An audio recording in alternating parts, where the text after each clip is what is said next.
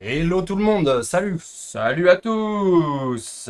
Vous êtes là pour faire de l'oseille, c'est le bon live! Je rigole. Ceci n'est pas un conseil d'investissement. Bienvenue sur le quatrième stream? Je me demandais si c'était le quatrième ou le cinquième, parce qu'en régie on me dit déjà de Allez hop, recadrer. je Comment décale. ça va les amis? Est-ce que vous avez passé un bon mois de juin, une bonne fête de la musique? Est-ce que vous avez survécu à la canicule? Pour ceux qui sont pas trop âgés dans le chat, comment ça va? C'était dur, hein, toi, là. Je vois, là, Ouais, on est dans une fournaise absolue. et encore, on a de la chance, hein. Là, on a calé pile ce stream au moment de la petite accalmie. C'est vrai, coup de On chance. est content de ne pas le faire il y a une semaine et pas dans 2 semaines, parce que je crois qu'il y a une autre vague de chaleur qui arrive. Bon bref, on n'est pas là pour parler de la météo, les amis. Je vous rassure, c'est bien un live sur l'investissement. Alors aujourd'hui, gros live, hein, parce qu'on n'a pas un invité, mais on a Mhm. deux invités qui sont là. On est hyper contents. On a un peu musclé le jeu. On a deux big dudes ultra inscrits dans l'actualité financière. On va pas parler de météo, mais on va parler de météo financière. Ok, très bien, j'aime bien cette transition. Donc voilà, rapidement, hein, pour ceux qui ne suivent pas, voilà, pour ceux qui vivent dans une grotte et qui ne regardent pas les stories, on aura Laurent Denise, CIO, donc Chief Investment Officer de Odo, avec qui on va, qui va commenter notre stratégie sur notre portefeuille, avec qui on va beaucoup parler d'IPO, hein, c'est le thème de la journée, le thème du live aujourd'hui, c'est les IPO. Il y aura des questions qu'on a déjà reçues là sur Instagram et vous pourrez aussi poser vos questions. Voilà, donc Laurent Denise, et un peu après, on aura Guillaume Gibaud, qui est donc le CEO et fondateur du Slip français, et qui est en pleine IPO en ce moment. Donc il va nous raconter un peu voilà, le point de vue. On aura le point de vue investisseur sur l'IPO avec Laurent Denise, et on aura après le point de vue entrepreneur. Voilà un petit peu Ouais, le programme entrepreneur. aujourd'hui. Et bien sûr, en plus de ça, on continue notre investissement, hein. Je vous rappelle aussi, pour ceux qui débarquent, on investit 100 000 euros en live, 100 000 euros de vrai argent perso à moi. Donc Jeannot, il s'amuse, moi je transpire un peu plus. Et voilà, donc on continue notre investissement, ça va se passer aussi aujourd'hui. Donc voilà, très gros programme Ah, aujourd'hui. IPO qui est un peu le Graal pour un entrepreneur. Quand a priori tu arrives à l'IPO, c'est que ta boîte elle a super bien marché et c'est un aboutissement. Il y a que j'ai pas de stats précises, mais je pense qu'il y a peut-être 0,1% des entrepreneurs qui arrivent à l'IPO, même sûrement moins. Donc ouais, grosse chance d'avoir ça dans ce timing alors qu'on veut parler des IPO. C'était une surprise, hein, on l'a appris comme tout le monde très récemment. Et avant de commencer, évidemment, remercier Boursobank. Ouais, petit remerciement à Boursobank, effectivement, qui nous accompagne sur ce live. Vous pouvez télécharger leur application et bénéficier en ce moment jusqu'à 160 euros offerts. Voilà, c'était 130, maintenant c'est 160, avec le code BBKOP 160. Voilà, pour toute limite, enfin pour toute, pardon, première ouverture de compte, en cliquant sur le lien épinglé actuellement dans le chat, vous tapez point exclamation Boursobank, ou pour ceux qui regardent le YouTube, c'est en replay. On remercie chaleureusement Bourso hein, qui nous accompagne là-dessus, plus Boursobank qui nous permet d'avoir les deux invités du jour. Donc Ouais, non seulement voilà, ils sont sponsors du live, mais aussi nous permettent de c'est ça. faire, de muscler la qualité du live avec deux super invités. Et aujourd'hui, on est hyper content. Qui nous ouvre à leur réseau de partenaires et qui nous permet de parler à des gens avec qui on aurait a priori du mal à parler. Donc ouais, énorme plus-value, merci beaucoup Bourso pour ça. Alors, je vois Tadaron en T-Max qui dit je croyais que c'était un peu compliqué, le français, il ferme des magasins. Alors, reste là, tu pourras le challenger tout à l'heure. Hein, c'est aussi pour ça qu'il vient. Dextro himself, Guild Wars 3, ce sera dans un autre stream, mais je serais ravi qu'on en On parle. en parle carrément. Voilà. Voilà. Guild Wars 3 et aussi grosse mise à jour sur Guild Wars 2 et puis des mises à Sur jour Guild sur Guild Wars Wars 1 qui est assez étonnant pour un jeu qui a 20 ans, mais Mais c'est pas le sujet. voilà. Restons concentrés, c'est pas le sujet. On en parlera sur d'autres streams, les amis. Euh, voilà, bon, de toute façon, on va commencer à se positionner hein, sur le Teams Pour recevoir Laurent, pour ouais. recevoir Tout à Laurent. fait. Préparez vos questions, Donc, hein, donc pour vous rappeler, bon après il le présentera mieux que nous, mais Odo BHFAM c'est un gros asset manager qui a un certain nombre de fonds qui sont accessibles j'imagine via la plupart des plateformes dont Boursobank et il a pour réputation d'avoir une très bonne gestion et certains fonds qui outperforment complètement le marché, notamment sur la tech US il me semble, j'avais regardé quelques fonds. Euh, c'est voilà, c'est ultra intéressant d'avoir.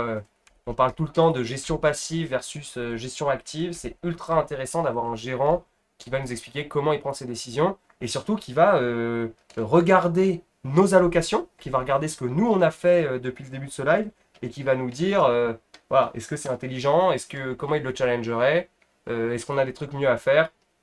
Et ensuite, on le blastera de questions sur IPO pour bien comprendre comment ça fonctionne. Le but de ce live, c'est que vous repartiez avec vraiment beaucoup plus de bagages sur c'est quoi une IPO, comment ça fonctionne, C'est absolument dans l'air du temps, avec, vous avez vu, hein, IPO, SpaceX, OpenAI, Anthropic potentiellement.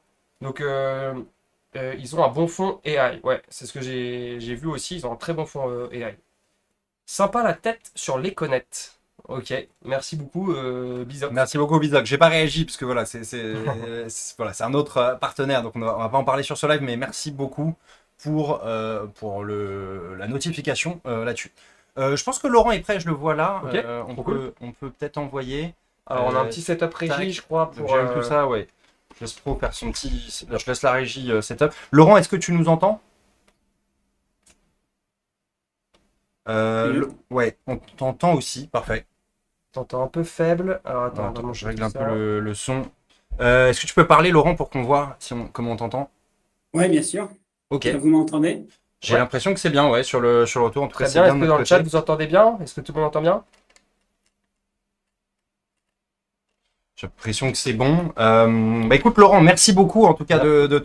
te rendre disponible. Voilà, on sait que ton temps est précieux, donc très content de t'avoir avec nous. On est ensemble, je crois, pour une Plaisir. petite demi-heure. Laurent, peut-être déjà pour commencer, pour ceux qui ne te connaissent pas, est-ce que tu peux te présenter? Oui, donc mon nom est Laurent Denise, j'ai 58 ans, ça fait 35 ans que je travaille sur les marchés financiers. Je suis le directeur des investissements de la banque Oddo BHF. C'est à peu près 165 milliards d'euros et ça couvre les actions, les obligations, l'allocation d'actifs, les stratégies quantitatives et d'autres. Voilà, donc grosso modo, rapidement. Donc un spécialiste des marchés financiers depuis pas mal de temps. Et c'est des fonds auxquels tout le monde peut accéder via différentes plateformes où t'as certains fonds avec des tickets Absolument, minimum. c'est accessible auprès de nos distributeurs, donc tout à fait, des plateformes néobanques ou des plateformes classiques, des distributeurs bancaires, comme vous les connaissez toutes. Ok, très clair. Bah écoute Laurent, donc on t'a préparé un petit programme, voilà, pour profiter de ta venue.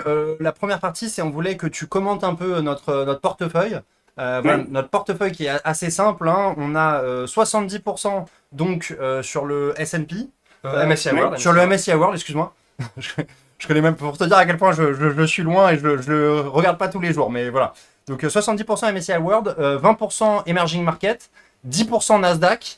Et on prévoit de mettre 10% aussi sur l'or. Voilà. Ça ferait 110%, mais en gros, on a cette ligne qui nous a été recommandée par la communauté, parce que dans le concept de ce live, on a la volonté de demander à la communauté la meilleure idée d'investissement qu'ils ont, et par un système de upvote, on sélectionne voilà, celle la plus plébiscitée, et on la met en place. Et donc là, on est parti sur une ligne, tu vois, on a 100 000 euros à investir, on avait planifié de mettre entre 5 et 7 000 euros d'or. Et comme on n'avait pas accès à de l'or physique, on était parti sur un proxy en faisant des gold miners, tu vois, en iShares classique gold miners. Euh, et on le faisait, il me semble, en deux lignes avec les majors et puis peut-être les un peu plus petites. Voilà. Mais donc pour simplifier, disons 65 MSCI, 5 Gold, 20% Emerging et 10% Nasdaq. Voilà notre portefeuille aujourd'hui. Qu'est-ce que t'en penses, Laurent? alors d'abord, bravo pour la perf, parce que au final, c'est comme ça qu'on mesure un petit peu la qualité d'un portefeuille. Après, on la mesure ajustée du risque. Et là, effectivement, on pourrait se dire, bon, bah, vous êtes un peu full gas sur les États-Unis et puis sur la tech, parce que c'est un peu ça, la tech qu'on retrouve aussi bien en Asie avec la Corée que les US. Et pour autant, j'ai envie de vous dire, ben non, pas du tout. Je pense que, en fait, votre portefeuille colle parfaitement au cycle. Le cycle, en fait, économique, il est en train d'évoluer d'une croissance économique portée par la consommation vers les dépenses d'investissement, à la fois publiques et privées. Vers quoi? Vers de l'intelligence artificielle et de l'infrastructure. Et en fait, votre portefeuille, il capte parfaitement ça. Ce qui manquait dans votre portefeuille, un tout petit peu, c'est la partie matière première. Pourquoi? Parce que quand on a un cycle porté par les dépenses d'investissement, bah, normalement les matières premières montent. Et donc votre idée sur l'or, elle est très bonne, mais j'ajouterais, au-delà des métaux précieux, les métaux industriels que sont l'aluminium ou le cuivre. Et donc je ferais plutôt un sorte de package. Il doit y avoir des ETF qui agrègent tout ça et qui permettent de capter la demande aussi absolument colossale hein, sur le cuivre ou sur l'aluminium liée à ces dépenses d'infrastructure. Hein. Il faut construire les data centers, etc. Euh, Peut-être une toute petite recommandation aussi, il manque un tout petit peu aussi de la partie un peu décotée du marché. C'est-à-dire que c'est un portefeuille très croissance. Alors, pour l'instant, tout va bien, mais si jamais la tech venait un peu à s'essouffler dans les prochains mois, l'idée, c'est quand même de compenser un tout petit peu par des sociétés un peu décotées comme les banques ou les valeurs énergétiques. Et donc, je baisserais un peu le pourcentage des MSCI World vers allez, 5%, 2,5 entre énergie et banque. Les banques, ça fait du sens, hein. Elles sont pas chères et surtout aujourd'hui, elles gagnent, je suis bien placé pour vous le dire, elles gagnent pas mal d'argent. Donc ça fait du sens dans les portefeuilles. Mais sinon, dernier point, on parle toujours de diversification, il faut diversifier son portefeuille, bien sûr. Mais avant de diversifier, et si je peux vous donner un conseil, il faut d'abord essayer de trouver les moteurs de performance. Et votre portefeuille, en fait, il a capté les moteurs de performance qui ensuite qui permettront d'ajuster les risques. Est-ce qu'il faut sauter du train aujourd'hui de la tech ou des dépenses d'infrastructure? Non. Il y a un moment, il faudra ajuster les risques, il faudra le faire, mais chaque chose en son temps est diversifiée aujourd'hui dans l'automobile ou dans des actifs européens qui finalement ne sont pas portés de la croissance, ça ne fait pas de sens. Donc ça, c'est un message que je voudrais passer. Plutôt que mettre ceinture bretelle dans votre Ferrari sans moteur, on va essayer de travailler sur le moteur et c'est ce que vous avez fait. Donc voilà, félicitations.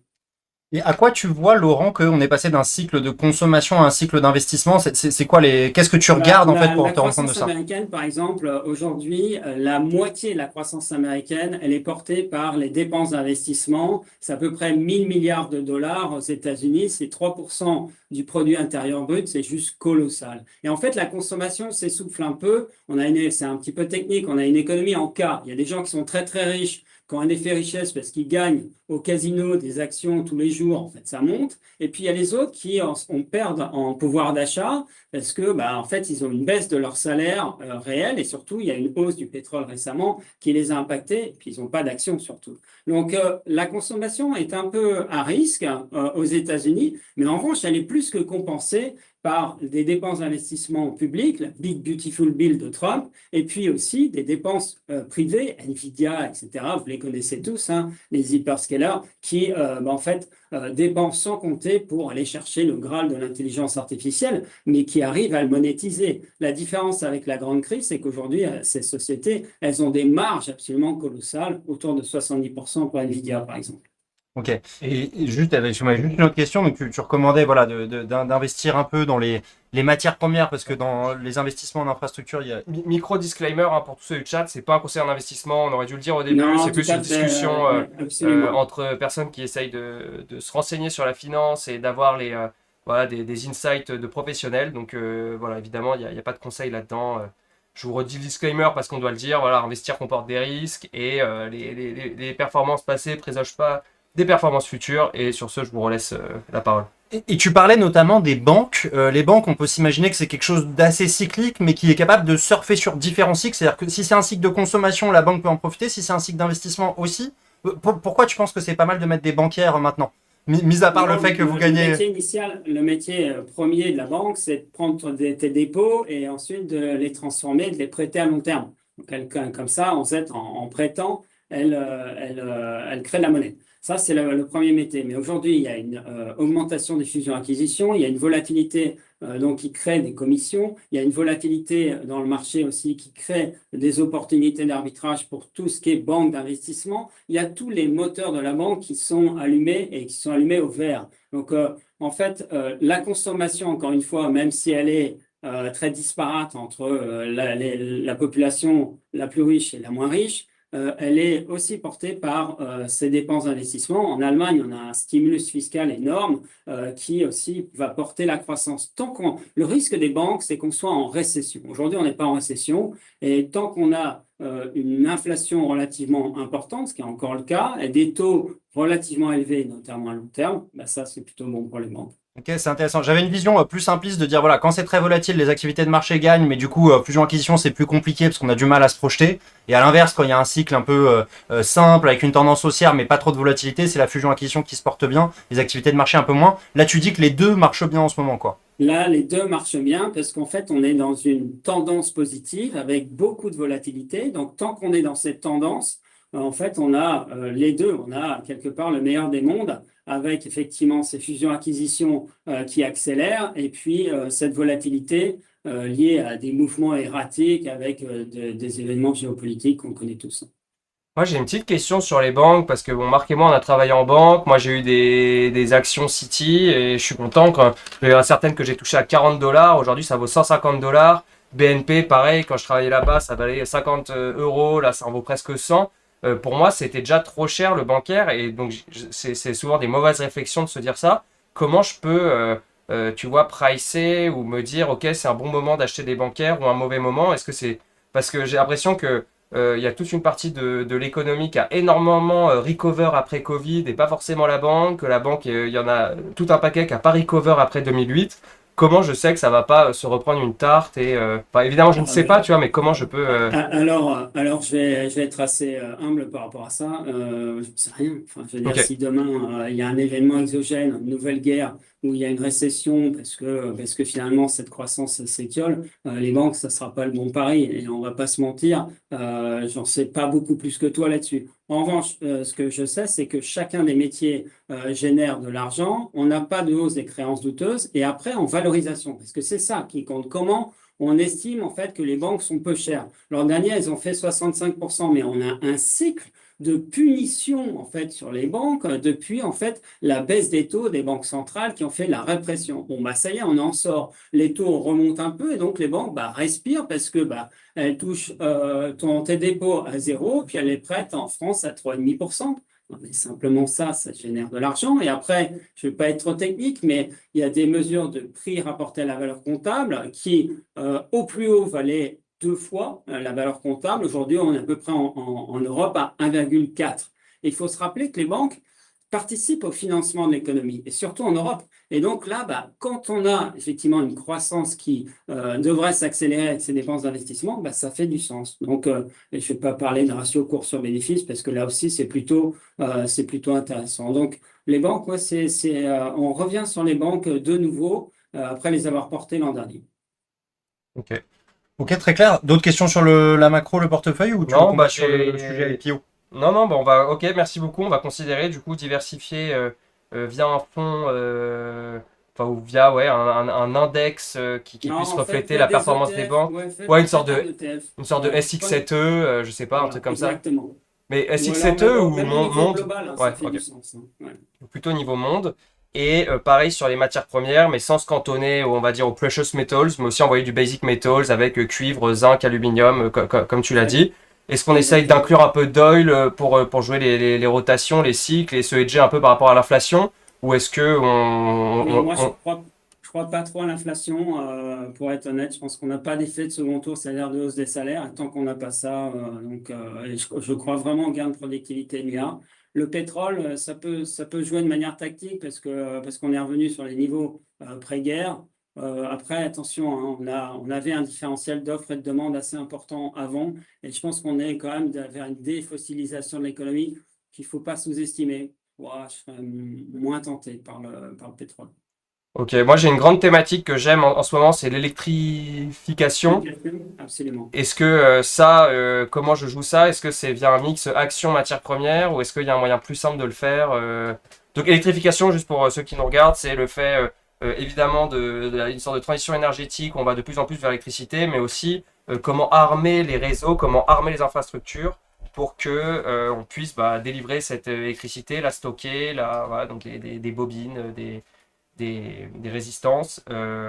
Et donc, il y a énormément de pans du marché qu'on peut jouer là-dessus. Ça peut être des boîtes là-dedans, ça peut être des matières premières. Donc, ma question, c'est ça. C'est, est-ce que toi, par exemple, tu as fait un fonds là-dessus qui Ouais, joue... on a un fonds qui s'appelle Green Planet et qui joue l'électrification, qui joue la transition, qui joue tout l'écosystème, effectivement, qui va fournir de l'électricité je dirais, à ces data centers, cette explosion, cette disruption liée à l'intelligence artificielle. Et c'est effectivement, d'abord, ça performe extrêmement bien depuis le début de l'année, hein, puisqu'on est autour de 20%. Il faut faire un fonds monde parce qu'il y en a partout, il y a un besoin qui est à peu près équivalent partout.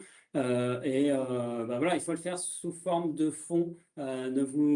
Ne tentez pas l'expérience de faire du single name, c'est-à-dire des noms spécifiques en stock picking. Ça c'est vraiment la manière de prendre des baffes, essayer de vraiment diversifier le portefeuille. Autant tout à l'heure, j'étais sur une optique où il faut aller chercher les thèmes. Autant là, si vous choisissez ce thème, attention quand même à certaines valorisations qui ont quand même explosé et qui peuvent un peu décevoir dans le futur. Donc, il faut vraiment jouer la sélectivité. Donc, choisissez des fonds actifs, c'est-à-dire des fonds qui font de la sélection et pas des fonds qui répliquent des indices. Il y a des indices qui ont été créés ou des baskets qui ont été créés. Je n'irai pas trop dans ce sens, j'irai plus dans la sélectivité. Mais donc, on en a un, ça s'appelle Green Planet. Une planète, trop cool. Accessible via Bourse-Banque, tant qu'on y est. Alors, accessible à Bourseau, il faut voir. Ok, Mais en tout cas, accessible à les distributeurs. ça marche, on va regarder. Ok, Ok. merci beaucoup. Du coup, IPO, je pense Ouais, voilà, carrément. voilà, le grand thème de ce live, c'est les IPO, mais voilà, déjà d'un point de vue investisseur, suite à l'IPO de SpaceX qui a fait beaucoup parler, donc on peut prendre ça comme exemple, mais déjà savoir un peu les IPO, est-ce que c'est accessible à l'investisseur lambda, enfin retail, comme Jean et moi, par exemple. Alors, ça dépend. Aux États-Unis, par exemple, c'est rarement le cas. Donc là, c'est quand même une exception, hein. Mais souvent, en fait, il y a une partie retail, c'est-à-dire particulier, et puis une partie institutionnelle. Institutionnelle, donc c'est les compagnies d'assurance, les fonds de pension, les caisses de retraite. Donc, c'est plutôt dédié à ce type de clientèle plutôt que, je dirais, une audience plus élargie. Mais parfois, le retail a sa place et ce qui s'est passé sur SpaceX, puisque Elon Musk, et là c'est la décision de l'émetteur, hein, a alloué jusqu'à 30% en fait, du montant au retail en voulant que tous les particuliers puissent, enfin voilà, tous ceux qui le souhaitaient, puissent y participer. Donc la réponse c'est de plus en plus le cas. Pourquoi? Parce que les flux du retail des particuliers sont vraiment de plus en plus importants et prennent autant d'importance que les flux des hedge funds ou des institutionnels. C'était moins le cas avant. Et en Europe, c'est un peu plus le cas où on split en fait entre particuliers et institutionnels. Aux États-Unis, c'est un peu moins le cas. Donc SpaceX, c'est un peu une exception dans ce cas. Et c'est des flux un peu plus loyaux, enfin un peu moins volatiles que les flux des hedge funds et et des instituts, le retail? Ah non, là, je ne dirais pas ça. Non, c'est l'inverse? Bah, on va voir hein, sur SpaceX, mais il y a toute une partie de spéculative. Hein, il y en a qui croient au rêve, j'ai envie de dire, et qui s'embarquent dans une aventure à la Nvidia, à la Tesla, et peut-être que ce rêve va se transformer en business case et donc ils vont gagner beaucoup d'argent. Mais pour l'instant, on est quand même un petit peu en termes de valo et puis de business model un peu du côté du rêve. Non, les flux institutionnels, ils sont un peu plus sticky, hein, c'est-à-dire collants. Pourquoi? Parce qu'en fait, ils ont des périodes de lock-up, c'est-à-dire ils n'ont pas le droit de revendre leurs titres avant, la plupart du temps, 180 jours. Donc, à minima, en fait, il y a beaucoup moins de spéculation dans les premiers jours sur lesquels, en fait, on trouve beaucoup de volatilité. et on peut y accéder à partir de n'importe quel ticket en tant que retail ou il faut acheter Ah ouais, non, tout à fait. En fait, là, tu vas voir ton courtier Boursorama, par exemple, ou ta banque classique, et en fait, bah, tu demandes, tu vas remplir un bordereau de souscription, digital ou pas, hein, enfin, ça c'est suivant la banque, et puis tu demandes un montant. Le montant minimal, c'est une action, hein, et puis ensuite, bah, tu verras comment tu seras alloué, quoi. Alors ça nous amène à la question suivante qui est comment ça fonctionne, tu vois, les allocations, comment ça marche si c'est sous-souscrit ou sur-souscrit, et qu'est-ce qui me garantit, moi, en tant que particulier, d'avoir des parts ou non? Est-ce que c'est premier arrivé, premier servi? Comment ça fonctionne en Parce fait? qu'il y a un déficit retail versus instit, enfin voilà. Alors, la manière dont ça se passe, c'est que ça reste à la main de l'émetteur. D'abord, la première question, c'est est-ce que c'est sur-souscrit ou sous-souscrit? C'est-à-dire, est-ce que la demande est supérieure à l'offre? Et si c'est le cas, Excuse-moi Laurent, ouais. pour revenir un pas avant, quand je fais une IPO, il se passe quoi concrètement? D'un point de vue économique pour une société, qu'est-ce qu'elle fait concrètement la société? Pourquoi elle fait une IPO et qu'est-ce qui se passe? Alors, elle peut vouloir financer sa croissance. Ça, c'est plutôt la bonne nouvelle. Donc, elle passe du côté non coté pour aller chercher de nouveaux investisseurs du nouveau capital, en fait, pour pouvoir justement financer une accélération de la croissance, ou, ça c'est moins bon, je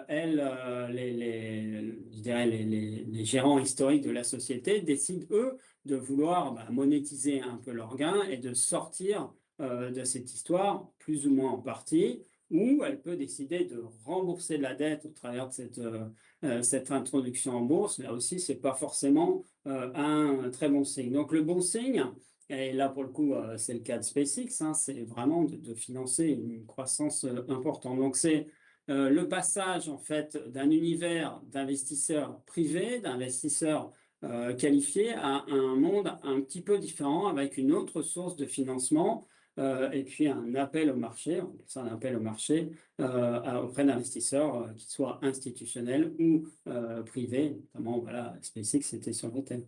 Mais concrètement, il se passe quoi? Alors, supposons, nous, donc notre société, là, Jocaris Corporation, on va dire que ça vaut 1 milliard. On veut faire une IPO parce qu'on a besoin de financement. Il va se passer quoi concrètement? Donc, disons, c'est marque 50%, moins 50%. On va faire quoi? On va Bah, vendre tu nos vas parts décider, et. alors si ta société a 1 milliard, prenons le cas de SpaceX, hein, qui valait 1000 milliards, elle décide d'émettre 75 milliards. Elle va mettre une petite partie, elle va mettre une petite partie de son capital sur le marché. Elle va pas mettre tout le capital. Donc, et en fait, elle va offrir au marché donc, la possibilité à certains actionnaires historiques de sortir et donc d'amener d'autres investisseurs en tant Donc, que client. donc, concrètement, Marc et moi, on vend des actions qui n'existaient pas avant sur le marché et on les rend disponibles à la clientèle Bon, retail ou institut, quoi. voilà, exactement. Ok. Et donc ensuite, il y a ce fameux système de souscription. Les gens vont Oui. dire, OK, moi je suis intéressé. Et en fonction du nombre de personnes qui souscrit ou non, le prix va être plus ou moins élevé, c'est ça? Oui, alors en fait, il y a un syndicat qui va créer, en fait, qui va interroger les investisseurs, notamment plutôt institutionnels, et qui va définir une fourchette de prix. En gros, on est prêt à acheter, moi, fonds de pension X, je suis prêt à acheter l'action SpaceX à 120 dollars ou 150 dollars. Et donc après, bon, on détermine une fourchette, et ensuite, l'émetteur va définir en fonction de la demande estimée et du prix aussi, s'il est d'accord sur ce prix. Donc, pour l'introduction qui va fixer la valorisation de la totalité de la société, en tout cas en instantané. Et ensuite, en fonction de la demande, il va allouer un nombre d'actions. Si c'était 75 milliards, il va allouer ces 75 milliards. Si la demande était 400 milliards, tel qu'on l'a vu, il va allouer un nombre réduit d'actions. Donc, tu avais demandé 1000 euros, tu vas en recevoir 200 en gros, puisque tu vas être réduit sur ta demande. D'accord, ok. Et le prix de l'action à la sortie, comment il est calculé Alors, le prix de l'action, c'est une décision qui est liée à l'offre et la demande, donc cette fourchette, mais aussi la volonté de l'émetteur d'émettre plutôt sur le haut de la fourchette, donc d'émettre au prix le plus haut, ou alors, en fait, de favoriser le succès de l'IPO et en fait de se dire, bon, les personnes qui vont souscrire, elles vont gagner de l'argent puisque j'aurais mis un prix qui, a priori, est relativement bas dans la fourchette, et compte tenu de la demande initiale, ça devrait bien se passer, si c'est passé un peu sur SpaceX, sans compter honnêtement un petit peu la compromission des éditeurs, notamment d'indices du Nasdaq, qui ont changé un peu les règles et qui ont fait que les ETF et les fonds qui répliquent les indices représentait à peu près 80% du volume qui était émis sur le marché. Donc en fait, Musk s'est assuré le premier jour en fait d'un succès puisque sur la partie des investisseurs classiques institutionnels, en fait, on avait déjà 80% de la demande qui était couverte et ensuite il y avait tout le retail qui allait recevoir une portion de ce qu'ils avaient demandé. Donc c'est pour ça que c'est parti plus 15, plus 20, etc. Et est-ce que c'est un mauvais signal pour l'investisseur si on choisit le prix le plus haut de la fourchette en se disant, ah ok, il a voulu cash out et j'ai pas forcément de valeur dans ce que j'ai acheté, ou est-ce que j'ai un mauvais raisonnement ici? Non, c'est pas forcément un mauvais signal. Après, il faut un prix, c'est une image en instantané. Ça ne donne aucune idée du film qui va se dérouler. Donc, à un moment donné, tu peux te dire, bon, c'est un petit peu cher, mais je crois tellement au modèle. Et finalement, Ce qui va être important, c'est est-ce que l'émetteur, en fait, croit aussi au modèle? Combien il sort d'actions? Est-ce que lui, il sort vraiment une grosse partie de son capital ou pas? Est-ce qu'il reste engagé? Quel est le business model derrière? Il faut faire ta propre analyse en te disant, bah, cette société, en fait, en fait, je pense véritablement qu'effectivement, c'est un petit peu cher, mais en fait, il n'y a pas tellement d'actions qui sont disponibles, hein. Il y a le flottant, c'est, on va dire, 5, 4, 3%. Et donc, bah, je veux quand même en avoir. Et donc, c'est pas forcément un mauvais signal. Le mauvais signal, c'est quand tu as une offre qui est supérieure à la demande. C'est quand toi, tu as demandé tes 1000 euros et tu es alloué 1000 euros. Ça, c'est pas un bon signal.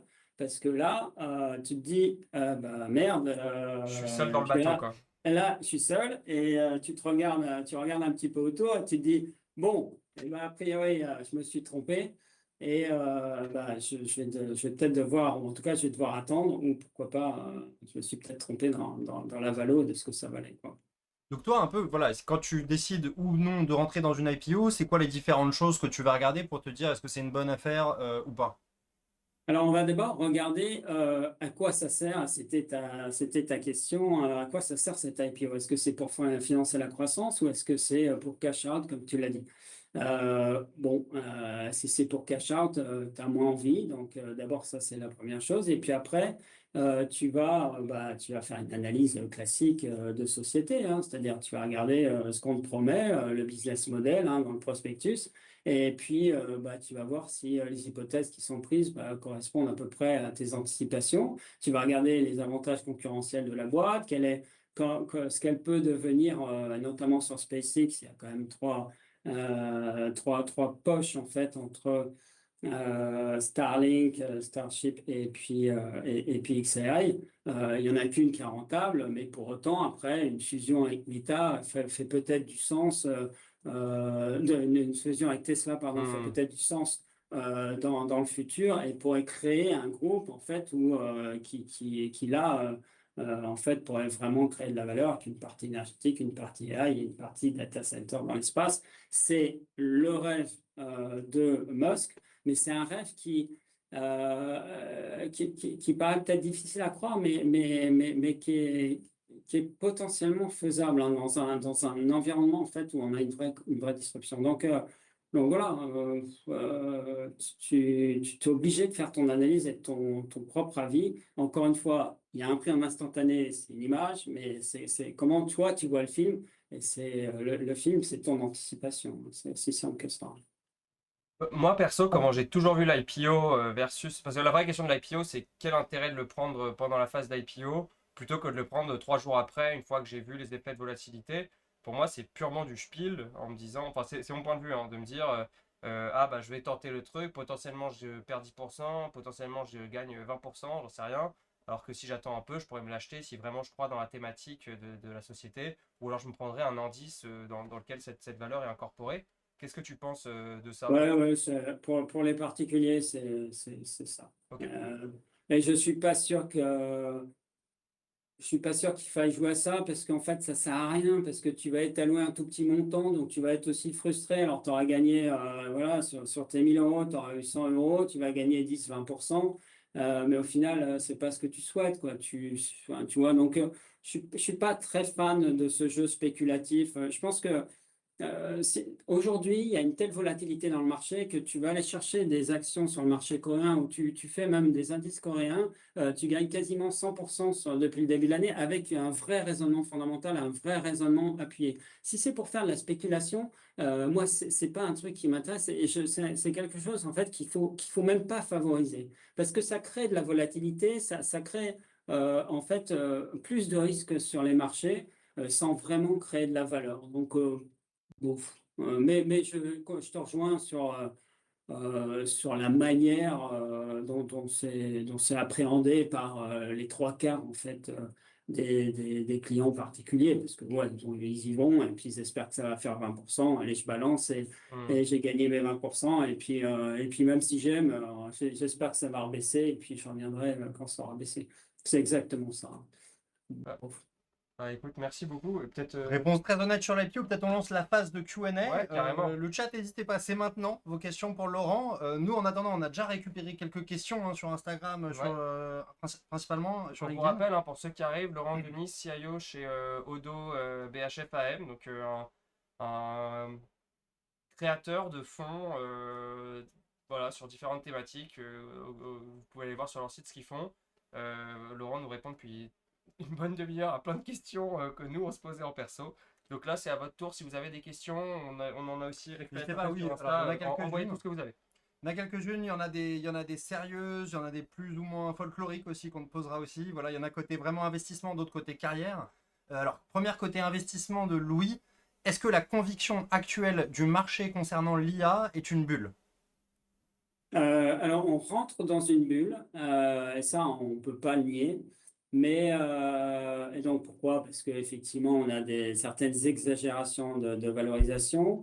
Mais attention, hein, il faut faire attention à ne pas sortir du train, à ne pas sauter du train trop vite. On n'est pas du tout dans des phases excessives de valorisation, surtout que ces sociétés, notamment la tech, hein, créent de la valeur, génèrent des résultats, des marges opérationnelles qui sont juste explosives. Donc oui, on a une valorisation en instantané qui vaut 30 fois, 40 fois les bénéfices, mais si vous déroulez cette hausse de 30 ou 40% de croissance de bénéfices par an, bah, qu'est-ce que ça vaut dans 2, 3 ans? Bah, pas grand-chose. Et c'est ça qu'il faut avoir en tête. Donc, on rentre dans une bulle, mais on n'est pas du tout au moment où il faut sortir de la bulle, et même on est peut-être dans la phase d'accélération où on va voir des exagérations.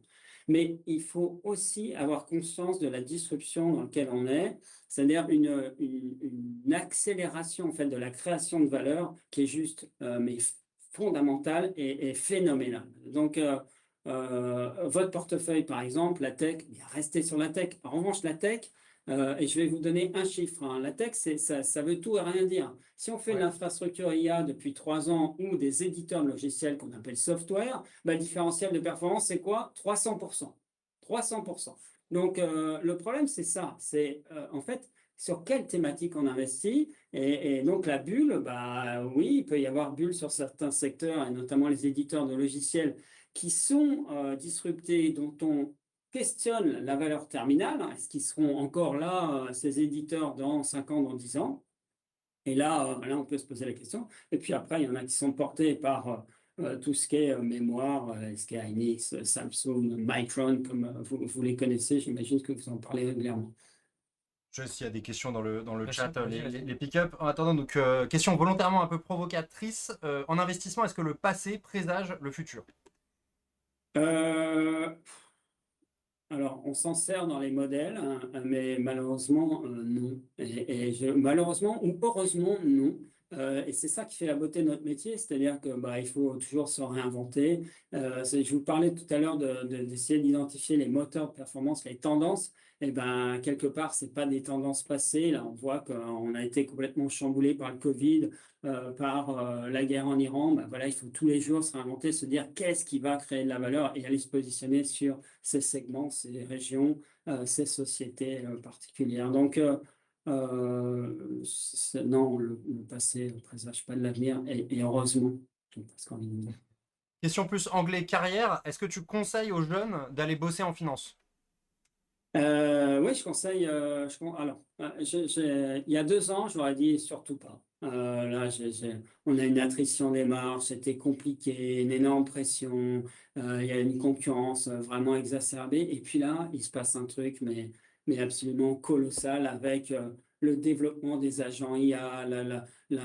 En fait, la finance, globalement, se réinvente avec des gains de productivité, avec une manière d'envisager l'investissement qui est juste extraordinaire. Aujourd'hui, on est en train de créer des agents IA qui vont en fait bah, travailler les valorisations des sociétés. On va regarder les sentiments, on va regarder, et donc on va faire travailler des agents IA. On va en fait essayer de se réinventer même sur la partie risque en fait comment on peut changer notre appréhension des risques. En fait, on les voyait de manière très linéaire. Bon, bah, les risques, voilà. Là, si ça bouge de ça, normalement, je devrais perdre ça. Mais non, ça marche plus comme ça. Et c'est ça qui est extraordinaire, c'est qu'on a maintenant une capacité d'analyse, de computation de données qui est juste extraordinaire et qui est mise à notre service et qui nous fait gagner du temps en productivité et qui nous fait nous poser des questions, mais juste extraordinaires.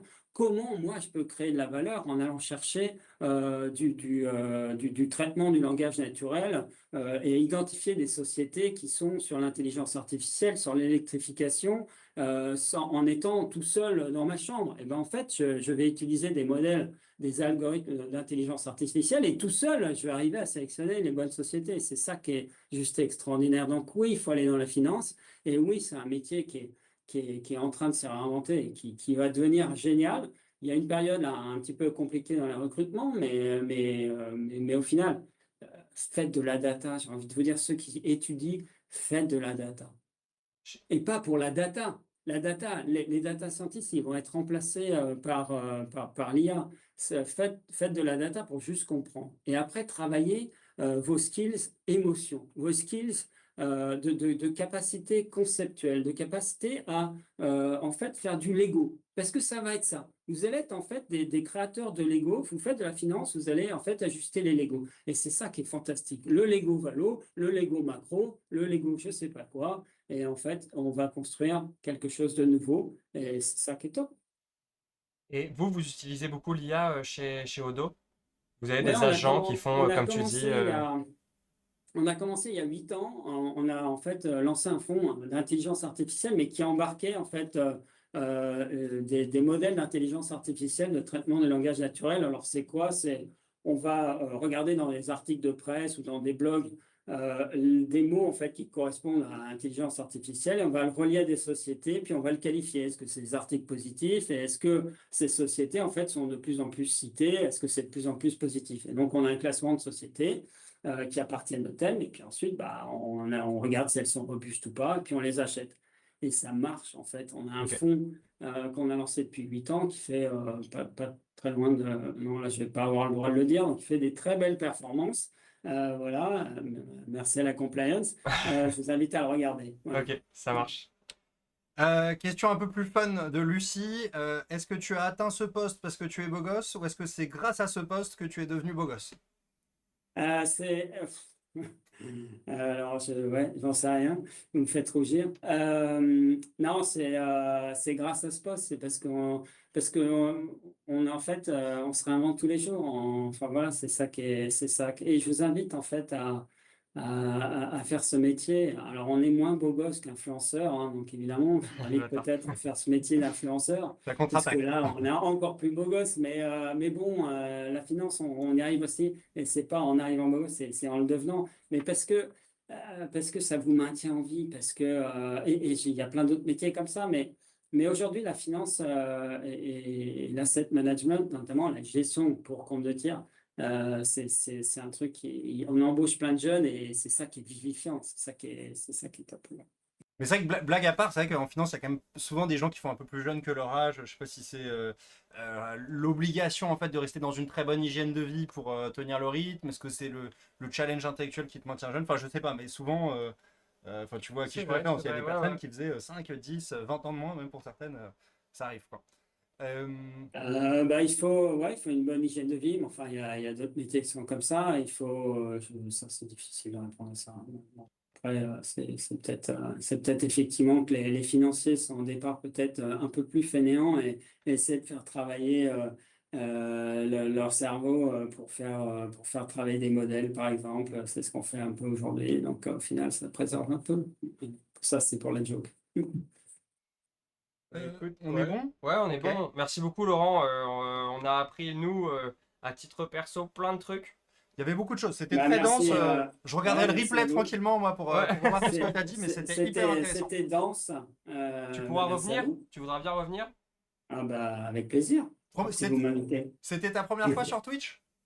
Ah oui, tout à fait. Ah oui. Ah, moi, je fais plutôt BFM, des choses comme ça. Bon, voilà, c'est un peu plus traditionnel, quoi. Je t'ai- Mais franchement, j'ai trouvé vos questions vraiment top, donc bravo. bravo pour ce que vous faites parce que les questions sans être en vulgarisant, sont loin d'être anodines et je pense déroulent tout à fait le process de l'IPO ou même votre portefeuille. Je pense que ça, c'est une bonne idée. C'est de vulgariser un peu les risques et aussi comment on doit prendre un portefeuille. Je pense que ça, il faut éduquer nos jeunes à l'économie, à la finance. C'est ça qui va leur permettre de gagner de l'argent, de potentiellement devenir riche et puis surtout de payer leur retraite. Parce que Et il va Laurent, falloir payer ma retraite, hein, les gars. Hein, donc, tu devrais faire une chaîne Twitch, hein, Laurent. Je pense. ouais, mais je suis pas assez beau gosse. Là. Non, non, mais. Bon, c'est pas votre. J'ai pas là-dessus. Mais même, enfin, je pense que ça serait hyper intéressant pour plein de gens. Et puis même, je pense que d'un point de vue soft influence, de faire mieux connaître Odo, tu aurais un succès fou. On en connaît plein de personnes sur Twitch qui sont pas beaux gosses, t'en fais pas. Non. J'aurais pas réussi à percer. Dans une deuxième partie de carrière, ouais, Ouais, on carrément. verra. Mais je te recommande d'étudier avec ta compliance le sujet parce que il y a trop de corpos un peu plus, on va dire, vieilles d'un point de vue incorporation qui devraient faire ça, qui gagneraient énormément à faire ça pour attirer de l'intérêt sur leur boîte, attirer de l'intérêt sur leur économie, leur secteur et tout. Donc, voilà, Non, mais c'est vrai que Ok, bah, je prends le point et effectivement, je l'ai adressé au marketing, il y a etc. très peu de personnes comme toi qui parlent sur les réseaux, ça c'est sûr. Il y a beaucoup de personnes qui n'ont pas de légitimité et qui prennent la Ouais. parole sur les réseaux. Donc avoir des personnes qui ont de la légitimité qui parlent, c'est un plaisir, c'est un bonheur en tout cas de t'entendre. Et si les questions étaient bonnes, merci beaucoup, mais les réponses étaient encore mieux. Donc non, franchement, c'était passionnant et avec grand plaisir pour te réinviter, on trouvera l'angle. Mais merci beaucoup, c'était top. C'est moi, c'était un plaisir. Merci Merci à Laurent. tous. Salut Laurent, Bonne soirée. Merci. Salut. ciao. Ok, putain, c'était intense, hein. Trop cool, non? C'était top, ouais. C'était Le top. niveau de J'espère que- jeu de Laurent, Ouais, mec, ouais, ouais. Je sens c'est- que effectivement, c'est pas le. Moi, j'ai déjà vu, mais C'est pas le youtubeur du Ouais, dimanche. ouais, Salut les gars, j'avais- on va analyser les marchés. j'avais envoyé une base. Bah là, ça monte. Hein, là, on va L'Oréal, monter, ouais, L'Oréal, mais tu vois, L'Oréal. Après, L'Oréal, moi, ça. Je sais pas, tu vois, mais ouais. Plus Alors, 3,2% depuis le début de l'année. Moi, je pense que c'est une belle valeur.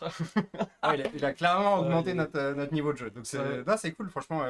Encore merci à Boursorama qui nous a permis d'avoir cet invité. C'est top. Non, non, hyper intéressant. Et Ah. c'était premier degré. Moi, je me referais le live au ralenti tranquillement Ouais, et tout ça, parce que là, j'étais concentré sur les questions d'après. J'ai pas, je trouve, apprécié tout ce qu'il a dit. Bah, quand on va faire les shorts et tout, ça va être super intéressant. Mais ouais, de ouf, de ouf. Et sa lecture du marché sur le cycle de consommation, le cycle d'investissement Mm. et tout, vraiment intéressant. Et du coup, qu'est-ce que ça engendre derrière sur les investissements, dans les infrastructures, dans les matières premières et tout. Je vais me faire une Vraiment petite passionnant. pause technique, 2 secondes. Ouais, Et, bah écoute, vas-y, tiens. le chat, désolé, on était un peu loin de vous là, parce que on était un peu dans le. On était un peu dans la concentration pour gérer les aspects logistiques avec Laurent et tout ça, parce qu'en plus, bon voilà, vous l'avez vu, hein, c'était un team, c'est tout ça, c'était à l'ancienne. Qu'est-ce que vous en avez pensé? Quels sont les sujets que vous regardez en ce moment? Sur quoi vous investissez? Tout ça. Assez ouvert. On a un petit moment avant. Enfin, dans pas longtemps, on va recevoir le patron, donc Guillaume, le fondateur du slip français. Mais juste avant, on a un petit moment entre nous, donc profitons-en. On va aussi regarder un peu où en est le portefeuille. Regarder où en est le portefeuille, regarder un peu la performance qu'on a eue. Et passer nos nouveaux investissements de la journée aussi. Donc allez-y, le chat, c'est votre moment. Qu'est-ce que vous racontez? L'action BNP me fait peur, elle a tellement monté. Bah, toutes les bancaires ont beaucoup monté hein, quand même. Hein, j'ai l'impression. Je regardais la Société Générale là depuis le nouveau patron là. Je vais pas dire de bêtises, mais je crois que ça a été multiplié par 2 ou 3. Comment il s'appelle là, le franco-polonais. Bon, j'ai plus son nom. Mais voilà, donc ça a explosé. Toutes les bancaires ont beaucoup monté quand même ces dernières années. Et justement, Laurent nous a un peu expliqué pourquoi.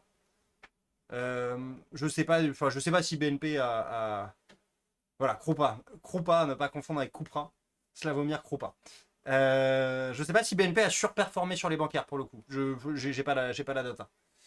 Je regarde les vidéos des Échos actuellement. Total a fait 1 milliard de chiffre d'affaires en près d'un mois. Ouais, je sais pas si c'est énorme, hein, 1 milliard de chiffre d'affaires, c'est même très peu, non? 12 000, ça ferait 12 milliards par an. Je sais pas, ça me paraît pas beaucoup. Sur Self, non. Des arbitrages de prévus. Alors, on va regarder un peu. Alors, je vous avoue, les amis, voilà, on est un peu gênés avec Jean. On a trollé. On devait faire un investissement sur le Ah oui, gold. oui, ouais. On s'était dit, on le fait demain. Bon, je sais pas, après, on a dû partir sur autre chose. Donc, on n'a pas investi sur le gold encore. Donc, faut peut-être qu'on le fasse aujourd'hui. On devait le faire et je sais pas si vous vous souvenez, on l'a pas fait parce que les spreads étaient trop élevés car le marché était fermé. Et donc, on s'est dit on le fait demain matin et le lendemain matin on l'a pas fait. Mais, cela étant dit, j'ai quand même l'impression, suite à la discussion avec Laurent, qu'on a peut-être envie de faire quelque chose d'un peu plus, Un peu plus technique. non, un peu plus wide dans les, pas juste or quoi. De se dire pourquoi pas un truc or, argent, cuivre, zinc. Ouais. Donc faut réfléchir à ça, faut voir un peu les indices qui existent. Mais grosso modo, essayer d'être un peu plus diversifié que juste de l'or. Et c'est vrai que quand on regarde les prix du cuivre, de l'aluminium, on voit que c'est assez décorrélé tout ça. Donc voilà. Pourquoi pas faire un truc un peu plus, voilà, un peu plus large, un peu plus proxy matière première que juste de faire de l'or. On va étudier ça. Euh, Si quelqu'un a le score du Japon, je suis intéressé. Parce qu'évidemment, on peut pas regarder le match. Euh, Donc, et attends, on en était où? Attends, on regarde le portefeuille. Spo, si on peut diffuser. On vous montre un peu où on en était dans les perfs. le Japon gagne 1-0 Donc, contre le Brésil, là. on était donc à 8,60 de perf. Alors attendez, je vais peut-être vous décaler la Wow. cam. Bon, vous voyez pas, mais on est à 8,60 de perf. Tac. Donc là, si on regarde un peu, Donc là, t'as vu, on a pris ouais, il y a une grosse baffe, hein. on a pris une petite bafounette sur quoi? En fait, Sur le MSCI? on a pris une grosse baffe sur le MSCI World, qui est majoritairement US, sur le Nasdaq aussi. Je crois que le Nasdaq a perdu 4% là en quelques semaines, ou 5% en quelques semaines. Donc, si j'ai bien compris, c'est notamment dû à ce qu'il disait, quoi, une sorte de rotation des cycles. Il y a des gens qui cash out l'IA pour faire autre chose, mais de manière plus globale, je, enfin, l'analyse, c'est la mienne, mais c'est celle de beaucoup de gens, c'est euh, la guerre, on a trouvé un accord, peut-être court terme, peut-être moyen terme, mais en tout cas, le pétrole est redescendu autour des 70-74 dollars de manière a priori durable. En tout cas, il y a moins de volatilité sur le cours du pétrole. Et donc, j'imagine qu'il y a énormément de gens qui ont pris leurs gains, notamment dans voilà, la défense, l'armement, les infrastructures, peut-être dans l'IA, ou peut-être en tout cas là où ils avaient fait des bénéfices pour les remettre sur d'autres actifs. Si j'ai bien compris, il y a une thématique hyper intéressante en ce moment, c'est que les taux sont quand même assez élevés et que tu peux te faire du 5%, tu vois, tu peux te faire du 5% stable avec de l'obligataire, donc de la dette d'État US ou autre. Donc quel intérêt d'aller chercher un peu du spiel dans un climat un peu post-guerre, alors, juste, il faut que tu recharges ton PE. Je sais pas si tu l'as fait. Faut que je recharge mon peu. Ouais, Ouais, là, ok, t'as ok, 200. ok. Donc, voilà. Et il y a peut-être une sorte de sécurisation des actifs. Je prends ma plus-value, je le mets sur un truc safe qui me paye 5% per annum. Et ensuite, je réalloue quand je verrai un peu plus, que j'aurai une meilleure vue sur ce qui va se passer plus tard. Cela étant dit, nous, c'est pas du tout notre délire de faire des allers-retours. On est normalement sur de la gestion passive long terme. Donc, je vous invite à revoir le premier live où Marc expliquait un peu, lui, son appétence au risque, lui, ses objectifs d'investissement. Et puis surtout, on n'est pas professionnel, dans le sens où on n'est pas là à arbitrer systématiquement les marchés en fonction de ce qu'on voit. Donc, nous, je veux pas, tu me dis ce que tu en penses. Toi, tu as envie de prendre des bénéfices. Bon, déjà, on a loupé le coche, hein. C'est-à-dire que là, De prendre des bénéfices. le Non, truc vient de non. perdre 5%, donc tu n'as peut-être pas envie de prendre des bénéfices. Ouais, ouais, ouais. Non, non, mais globalement, c'est long terme. Je pense la manière dont je vois les choses, quoi. Oui, tu dois transiter par Ouais, ton ouais, ouais. compte bancaire. Mais ce qui est assez intéressant, c'est que on a une démonstration de ce qu'est la volatilité. Parce que pendant que le Nasdaq a perdu près de 5%, le CAC, lui, a perdu genre 0,4 ou 0,48%.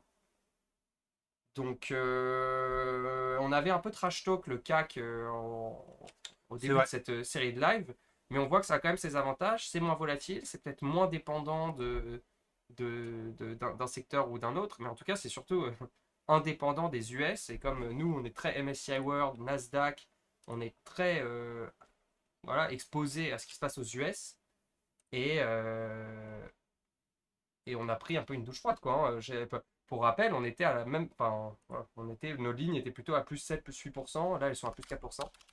Ouais. Oui, on s'est fait un peu détendre, ouais. CAC 40, il y avait un train à prendre en avril, surtout que c'est une fois par mois. Air Ah, Liquide. le train à Vous, prendre. vous faites quoi d'ailleurs Laurent, il a lancé la méta du train à prendre, là. Ouais, Ça y est, moi j'aime beaucoup le il faut pas sauter du train maintenant. faut pas sauter du C'est train un truc maintenant. classique, quoi. Ouais, moi j'ai tendance à le faire parfois sur les trucs risqués, mais bon, c'est jamais comme ça que tu gagnes de l'argent. Vous faites quoi, vous, dans le chat? Vous avez des petits trucs en ce moment que vous faites? Des petites. Euh, Est-ce que vous faites du stock picking? Est-ce que vous faites que de l'indice? Vous êtes très passif? Est-ce que vous tentez de spiel? Est-ce qu'il y en a qui ont des performances intéressantes ou des cas que vous aimeriez partager avec nous pour nous inspirer? Parce que je vois que sur le Discord, je sais pas, on essaye de tenir le. Là, tu le recharges chaque ligne, là, ça? Ouais, continue la petite stratégie, quoi. Ok.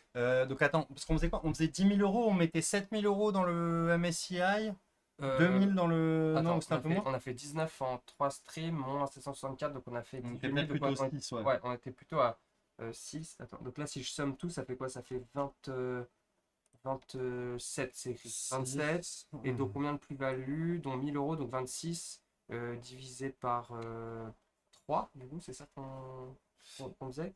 Donc, c'est plutôt 8, hein. C'est plutôt 8 qu'on faisait. De quoi? Non, on mettait 6 000, non, divisé par 3. Non, ce que je veux dire, c'est qu'au global, sur chaque mois, Ah, on investit 8 000 à chaque fois? on investissait, on s'était dit 100 000, on garde 30% d'épargne liquide. Donc on a 70 000 à investir et on voulait le faire sur 10 mois. Donc tu investis 7 000 en tout. Donc là, on était sur un 70% Ah ouais, on investit 5 MSCI 000 World, seulement donc à je pense chaque qu'on fois. est plutôt à 5 000 euros. Ah ouais, ok. Attends, pourquoi on faisait ça? Ah, parce Est-ce que tu retrouves ton Excel, tu sais, en faisant. Hop.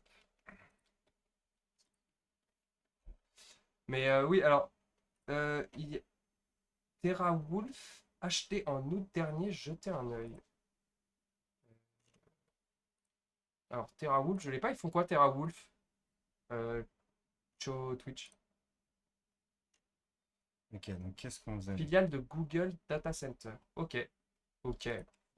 Ok. Donc j'imagine que tu as eu une perf monstrueuse. Nous, on faisait quoi? Attends, que je me rappelle, oui, effectivement, 4900, Voilà. 3400, machin. Mais pourquoi on investissait que 7 000 par stream? Parce qu'en fait. Ah non, 10 000. Attends, Oui, 10 000 par stream. Ouais, c'est bon. 10 000 par Ouais, c'est stream. ça. Et du coup, on mettait que 50% dans le. Non, ça, du coup, c'était sur la fois dernière. Parce qu'il fallait rattraper, non? Il y avait un Ouais, il fallait rattrapage à faire. rattraper. Ouais, ouais. Non, mais donc c'est ça, on fait 7, 2000 et 1000, hein, je Ouais, crois. très bien. 7, 2000 et 1000. Ça va être ça. Ah oui, non, parce que est-ce qu'on garde une partie? On le fera en plus, du coup, la partie. Attends, excuse-moi. On le fera en plus, la partie métaux, tout ça, Ouais, quoi. Ok. on avait dit qu'on mettait 7000, enfin 7000 sur l'année, quoi. Donc, je sais pas combien c'est, 500 par stream. Ok, tac. C'était ordre au marché, hein, chaque fois qu'on faisait un. Au Ordre marché, au ouais, très bien. marché, tac. Il y a pas mal de réponses dans le chat. Alors, 300 euros par mois sur PEA, CAC 40 Eurostox. Dès que mon PEA monte de 1000 euros, 100 euros partant crypto. 300 euros par mois sur PEA. Donc, dès que tu as fait 1000 euros de plus-value, 100 euros partant crypto. Et à côté, stock picking, j'ai démarré avec 300 euros avec mes prises de décision, 27% de rendement en 2025. Et j'ai fait une simulation avec un prompt IA pour voir s'il me bat avec la base de 300 euros en stock picking. Toi, t'es hyper advanced. D'accord. Bon, ça, je ne sais même pas quoi commenter. Ça me paraît très technique. Et surtout, je comprends pas le relationnel derrière. Je regarde la Corée du Sud, mais super volatile. Ouais, j'ai vu la Corée depuis depuis le début de l'année, c'est hyper intéressant. Et Laurent le soulignait aussi. Et Laurent semblait dire que le rationnel derrière était très bon. Pour être honnête, je ne suis pas assez expert pour avoir bien compris le rationnel derrière. Pour moi, ce serait uniquement du backtrading. Je recharge un peu en Bitcoin. C'est vrai que le Bitcoin était assez bas. Après, bon, c'est tellement volatile et c'est tellement compliqué de comprendre, pour moi, hein. Alors si vous avez une recette magique, vous me dites, mais tellement compliqué de comprendre les rotations sur le Bitcoin. Quand je parle à des gens du milieu, ils me disent, ouais, ouais, on est dans un cycle bearish, machin, et j'ai toujours du mal à comprendre pourquoi, pour être honnête. Peut-être que c'est très simple, mais j'avoue que j'y arrive pas. Moi, j'achète du Bitcoin parce qu'il est pas cher, mais rien de particulier. C'est à peu près la vision que j'ai du Bitcoin. Je sais pas où ça va aller, je sais pas combien ça. J'ai aucun rationnel pour me dire combien ça vaut. Parfois, tu vois des headlines sur les États qui rechargent en Bitcoin, mais j'ai toujours pas. J'avoue, j'ai toujours pas le rationnel. TeraWulf, voilà, donc ça, on en a parlé. Sauf si tu es au nominatif. Alors, de quoi tu parles? Ouais, mais l'argument des actions offertes par Air Liquide, pour moi, c'est du bullshit. T'as la même somme au final, sauf si t'es au nominatif. Alors ça, faudrait m'expliquer, frère. Ouais, je sais qu'il y a ce truc de, je crois, si t'as 10 actions, il t'en offre une. Euh, Ok. Je mets 3 petits ordres tous en les, tous attente. les X années. T'as tout balancé là déjà? J'ai tout balancé. Donc là, j'ai balancé 10 000. J'ai mis 7 000 sur le MSCI, en gros 2 000 sur le Emerging et 1 000 sur le Nasdaq. Sachant que dans les autres investissements qu'on va peut-être faire aujourd'hui, il y a potentiellement le gold, potentiellement les métaux, à voir si on fait un tracker des deux, et il y a le slip français. Oui, bien Alors, sûr. On a tu la vois, chance sur d'avoir. l'IPO. Ouais, ouais. IPO qui est éligible sur Bourseau. Voilà, on ira regarder. Après, moi, je ne sais pas honnêtement, hein, si je vais investir dans le slip français, mais c'est cool de toute façon d'avoir la vision entrepreneur et de voir si on se laisse tenter, si on se laisse convaincre, tu vois. Carrément, bah, on a Guillaume qui est là.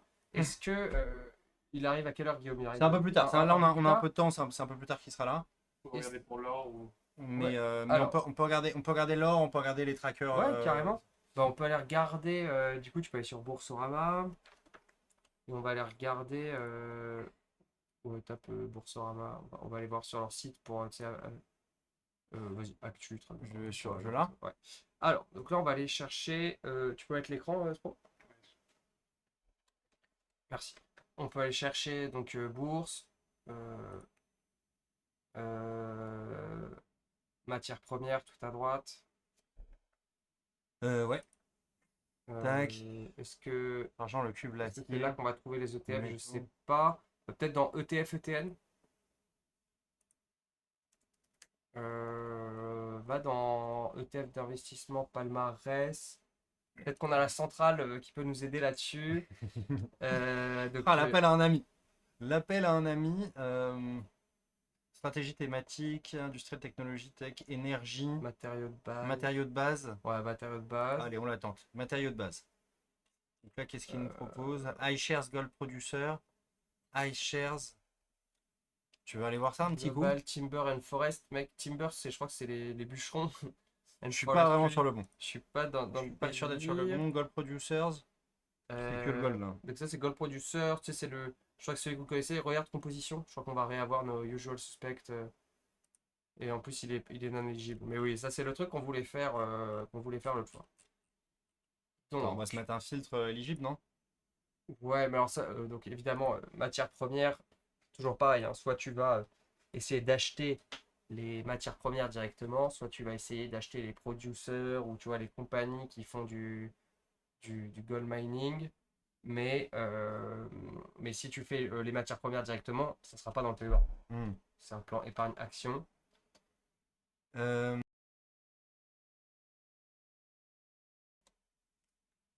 Donc, Quel est votre avis sur MicroStrategy étant donné que le Bitcoin est une bonne zone d'achat pour les investisseurs long terme? Tu le sais, MicroStrategy? Non. C'est genre une compagnie qui détient une très grosse proportion de, du Bitcoin existant. Donc eux, leur seule stratégie, c'est un peu ce que voulait faire l'archevêque sur The Bitcoin Society, tu vois. C'est genre dès qu'on a des bénéfices, on achète du Bitcoin. Et alors The Bitcoin Society, c'est un peu différent parce qu'à côté, ils faisaient un club deal, plus des investissements, plus des machins, en disant qu'à chaque fois qu'ils faisaient des bénéfices, ils rachetaient du Bitcoin avec pour en fait stacker le plus gros montant de Bitcoin possible. Eux, c'est un peu ça. Alors, je sais plus quel pourcentage de Bitcoin ils détiennent. Mais oui, en gros, MicroStrategy, c'est la partie equity du Bitcoin. Donc, euh, c'est ultra corrélé. Je sais pas sur est une bonne zone d'achat pour les investisseurs long terme. Honnêtement, je saurais pas te dire. C'est pour moi, c'est la même thématique, c'est la même thèse d'investissement que si tu achètes du Bitcoin. Tu as un aspect equity qui fait que peut-être tu as certains pays où ça apparaît dans un plan éligible ou sur lequel tu as des intérêts fiscaux, mais j'y crois pas. Question de D-Joke. Salut, mes parents m'ont ouvert une assurance vie il y a 4 ans. Je voulais savoir s'il y avait un intérêt d'investir dedans ou d'utiliser mon PEA déjà ouvert il y a 2 ans, même pour bouger de l'argent de mon assurance vie vers mon PEA. Réexplication rapide, juste Jeannot, Ouais. des 2 enveloppes fiscales. Donc je t'invite à regarder l'émission 2 et 3. Dans l'émission 2, on a beaucoup parlé du PEA. Dans l'émission 3, on a beaucoup parlé de l'assurance vie. Très rapidement, le PEA, tu peux acheter que des actions ou des choses qui s'apparentent à des actions comme des ETF. Si tu le détiens depuis plus de 5 ans, en avantage fiscal sur les plus-values. Donc c'est-à-dire que tu payes moins d'impôts sur tes plus-values. Au lieu de payer 31,4%, tu payes 18,2%.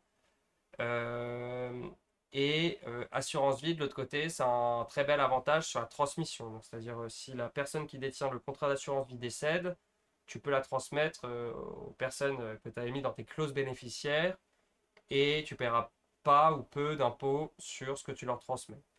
Donc, ils t'ont ouvert à toi une assurance vie à 4 ans. Donc, j'imagine que tu es jeune, que tu as entre 10 jokes. C'est la première fois que tu parles dans le chat. J'avoue, je vois pas trop ton profil, mais j'imagine que tu as entre 20 et 30 ans.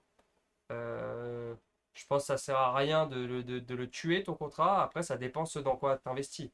Pour moi, si tu es là pour acheter des titres vifs, donc c'est-à-dire des actions directement ou des ETF, l'acheter dans ton PEA, sur Boursorama par exemple, t'exposera à moins de frais parce que dans l'assurance vie, tu payes ce qu'on appelle les frais d'UC, donc les frais d'unité de compte, qui viennent s'additionner aux frais de l'ETF. Et donc, tu te fais un peu double taxé pour un bénéfice accessoire potentiel que tu auras toi en cas de décès, si je résume assez vulgairement le truc. Donc, pas probant qu'il faille continuer d'investir dans ton contrat d'assurance vie. Après, pas probant non plus qu'il faille vendre ce que tu as dans ton assurance vie pour le mettre dans ton PEA. Pour moi, l'idée, c'est d'avoir les deux. Je ne connais pas du tout la performance que tu as sur tes lignes, ce que tu as dedans et compagnie, mais il faut que tu aies les deux. Et pour tout ce qui est achat d'actions, tant que tu n'as pas complété ton plafond de 150 000 euros sur ton PEA, je te conseille de commencer à investir régulièrement sur ton PEA. Icarios qui nous demande est-ce qu'il y a des giveaways de slip. Je suis bientôt à sec là. Alors ce que tu peux faire Icarios quand ton slip est sale, c'est tu le retournes et tu... Non, je rigole. On va lui demander, hein, je pense que c'est une très bonne question de savoir s'il y a des giveaways. On va la tenter. C'est pour ça qu'on l'a invité ce Il soir. sera hein, avec c'est nous dans pas vraiment longtemps. pour, Tu pourras lui poser la question toi directement, si tu veux. Mais ouais, attends, avant qu'il soit là d'ailleurs les amis, avant qu'il soit là, comme ça là on est entre nous. Le slip français, qu'est-ce que vous en pensez là, comme ça là? Vous pourriez aller dans l'IPO, vous iriez ou vous iriez pas? Qui a un... Qu'est-ce que vous en pensez un peu? Qui a un slip français dans son armoire, qui en a un sur lui, et qui irait sur l'IPO? Qu'est-ce que vous pensez un peu du secteur, du textile, Qui a un slibard français? Est-ce que quelqu'un connaît plus que juste de noms ou des boutiques ou du full retail? Est-ce que quelqu'un a déjà un peu mis son nez dans cette société? On va pas parler de... textile made in France niveau marge, c'est chaud. Oui, mais Ok. peut-être que ça rassure le consommateur, tu vois. Ça peut être, c'est peut-être un angle. Très qualitatif. Super qualité, ouais. J'ai pas, mais le textile, ça me fait pas rêver. Qualité incroyable. Ah ouais, sur la qualité, vous êtes max en tout cas. Hein. Faudra me donner envie d'essayer. Il y a des casseroles. Plutôt Calvin Klein, ok. 100% Uniqlo. Et d'un point de vue investisseur, plutôt, on a compris que le calvaire était agréable. D'un point de vue investisseur, sur le secteur, vous en pensez quoi? C'est ça, sur les chaînes logistiques, sur l'industrie textile, sur le coût des matières premières, sur le réseau de distribution. Et, je sais pas moi si c'est franchisé, si c'est voilà, comment tout ça fonctionne. Pour être honnête, c'est plein de questions qu'on va poser, hein, mais commencez à stacker un peu vos questions, qu'on essaye de comprendre qu'est-ce qu'on lui demande quand il va se connecter. On a la chance d'avoir le CEO d'une boîte qui fait son IPO en France, c'est assez rare. Hein, C'est rare, hein. Ouais, je ouais. sais pas combien il y a d'IPO par an en France, mais Ouais, on dit souvent que il y c'est en a très pas très 10, compliqué hein. d'aller à l'IPO en France, que c'est complètement bouché, tout ça, donc voilà. 1-1 Japon-Brésil, merci pour l'info, Driz. Aucune idée du marché du textile made in France et des perspectives futures, je me suis jamais renseigné. Ok. Ikarios, si t'as d'autres inputs comme ça, non, je rigole. Donc, Donc lui, sa thèse, en gros, c'est je fais des slibards, ouais. made in France. C'est ça, hein, je te pose la question. Parce que toi, Moi, toi, t'as des slibards. j'ai des slips français. J'en ai, effectivement, dans l'armoire. Voilà. Mais c'est vrai que c'est intéressant. C'est pas forcément un secteur ultra sexy, sans mauvais jeu de mots. Tu vois, pour investir, tu te dis pas forcément, tu vois, que c'est pas facile hein, aussi pour les. On était la semaine dernière là sur, enfin, un événement de small et mid cap, voilà, donc où ils rencontraient en fait leurs investisseurs. C'était des boîtes cotées entre 500 millions et 20 milliards, voilà, qui allaient à la rencontre de leurs investisseurs. Et c'est un peu le grand sujet du moment. Voilà, est-ce que les small et mid cap peuvent lutter face aux grandes boîtes de tech US qui font rêver tout le monde quand tu as une boîte, je sais pas, qui fait de la volaille, tu vois, qui est le leader européen de la volaille ou qui est sur un truc hyper niche d'industrie, d'aérospatiale ou de défense et tout ça. Comment lutter, comment le faire connaître, tu vois. Souvent, c'est des boîtes familiales où peut-être la famille à 70%, il n'y a que 30% de flottant qui est ouvert aux actionnaires, tu vois, au retail et tout ça. Donc, bon, il y a toute cette partie qui est intéressante, mais c'est vrai que le slip français, le textile, voilà, c'est pas forcément la première boîte à laquelle tu penses à mettre dans ton portefeuille. Moi, j'avoue, je savais même pas que ça marchait aussi bien. En termes de marketing, c'est pas fou. C'est quoi leur position vis-à-vis de la géopolitique? Dans le sens où comment ils sont impactés et s'ils ont des solutions dans le futur pour diminuer les dépendances externes. Ok. Parce que Goswa Wawa, t'as une idée derrière de leur chaîne logistique, de pourquoi est-ce qu'ils seraient impactés par la géopolitique, ou c'est une question un peu ouverte comme ça? En fonction de leur chaîne de production. Mais ouais, peut-être des questions. Enfin bref, il y a plein de questions, hein, je pense. Je pense que c'est effectivement intéressant qu'ils nous présentent peut-être. Comment tu veux l'attaquer, le Guillaume? Peut-être lui parler un peu des chiffres de la boîte au début, déjà comprendre pourquoi. Pourquoi on co-construit. Bon, bien sûr, on a déjà un peu préparé les questions, mais je pense que c'est intéressant aussi qu'on co-construise un peu les questions qu'on a envie de leur poser. Donc n'hésitez pas, voilà, sur les chiffres, comprendre un peu le business model, effectivement, quelle est sa Business chaîne de model, production de combien ils font valeur. dans la boîte, à quoi ça ressemble, où est le siège, tu vois, d'où viennent les bénéfices. Enfin, moi, j'ai plein de questions à lui poser. Ok, donc on a la Ah, on réponse a de eu la un retour de la centrale. centrale. La centrale Bourseau qui nous dit de regarder le swap CMSE pour aller voir un peu ce qu'il y a en matière première. Donc le top, juste en rechercher CMSE.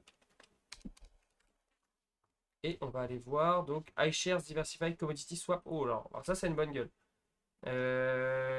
Ça, éligible au PEA. BlackRock, donc a priori belle société. Qu'est-ce qu'on a là-dedans? Donc on a ça. Ok. Faut que j'aille regarder ça. Ouais, exactement. Tu sais pas, toi, mon petit Marco, tu commences à. Donc là, moi, j'ai vu en attendant, va dans Google. Euh, j'ai vu là, il y avait 300 millions ou 320 millions sous gestion. Donc c'est beaucoup. Enfin, ça garantit en tout cas un marché. Va dans plutôt. Attends, c'est quoi? C'est Bloomberg. Ouais, c'est ça. Donc on va sur le site de Bloomberg, non? Ouais, Ah non, ok. mais je suis pas sur le site, c'est sur le site de Bloomberg. Ok. Ouais, ouais.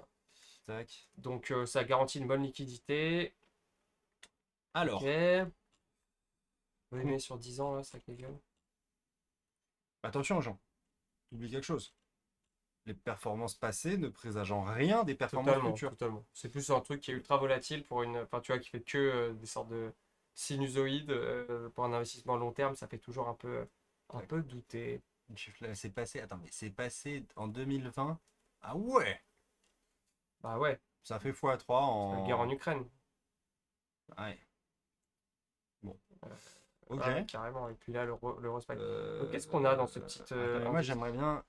C'est où la compo? On remonte là, il y avait un truc documentation. Documentation? Ouais, généralement, il y a tout là-dedans. Documentation. Tac. Oh les salauds, il n'y a rien. Faut arriver motivé Ok, hein, quand t'arrives ouais, sur ouais, Documentation. Euh, ok, alors peut-être tu peux aller sur. Attends, mais. Attends. Bouge pas.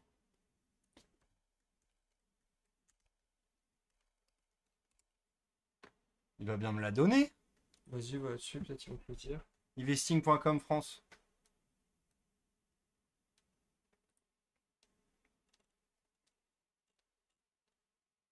Non, je crois que je n'aurais pas la réponse à mes questions. ETF Connex, ok. Ça nous en dit pas plus, hein. Alors, je vais aller voir un peu sur mon truc préféré. Il s'appelle comment l'indice? CMSE. Hop.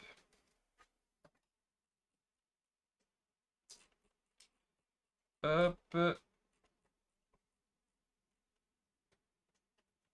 A priori, nous, ce qu'on cherche, tu as de l'énergie, des métaux indus et de la matière première agricole. T'as trouvé ça où, Yggdrasil? Qu'on puisse se le mettre à l'écran. Même si on te croit, bien évidemment, mais c'est pour heureux ceux qui croient sans voir. Ok. Euh, On aurait dû garder Laurent Denise en. Voilà, ouais, sous la main. Ouais, il nous aurait dit. Donc, énergie 30%, avec du Brent, WTI, gaz naturel, essence, fuel. 20% or et argent. 15-20% cuivre, aluminium, zinc, nickel. Agriculture 20%. Donc, agriculture, c'est les ags, c'est les soft. Maïs, blé, soja, sucre, café, coton. Et élevage, donc cattle et c'est marrant, bœuf, porc. 5-10%. Ok. Est-ce que ça te semble intéressant? Je sais pas. Donc, gaz naturel, énergie, précieux. Donc nous, sur en fait la thématique qu'on voulait, c'est-à-dire juste les Les métaux, métaux précieux, il y a 20%. on est ouais, à 40%. Non, non, nous on voulait les métaux aussi Les métaux industriels, industriels, ouais, on est à 40%. 40%. Énergie, Brent, WTI, essence, fuel. C'est un peu risqué d'avoir Après, ça. énergie. Ouais, Ok. je sais pas si c'est ce qu'on veut exactement. Bon, on se laisse ça de côté et on. Ouais, et puis voilà, on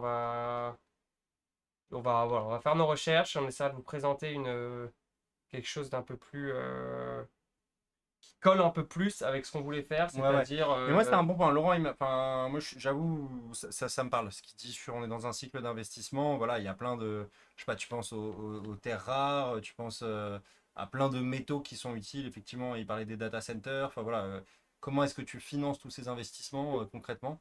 Et je pense que c'est intéressant. Alors, attendez, j'ai eu une petite alerte. Êtes-vous toujours là? Je suis toujours là. Donc, bref, ça me parle bien et la plutôt que de banque, ça faire te que parlait, du code. toi? Les bancaires, moi, j'ai toujours trouvé ça. Ouais, ouais, mais C'est ce que je pense des bancaires, moi, mais. le track record te donne tort, dans le sens Ouais, ouais, où, ouais, non, mais c'est ça. Il faut pas que ça une greater-full théorie, tu vois, de t'achètes un truc dont tu sais que c'est de la merde, mais tu te dis, Oui, il y a oui. quelqu'un de plus idiot que moi qui va l'acheter derrière. Bon, je dis pas que les bancaires, c'est de la merde, hein, mais. Enfin, c'est plus de manière générale, ce que disait Laurent, une augmentation des taux va favoriser le secteur bancaire. Parce que Oui, non, mais ça, c'est clair. Ça, tu gagnes des la cubes. banque, t'es rémunéré pour prendre des risques, enfin, en tout cas pour gérer le risque.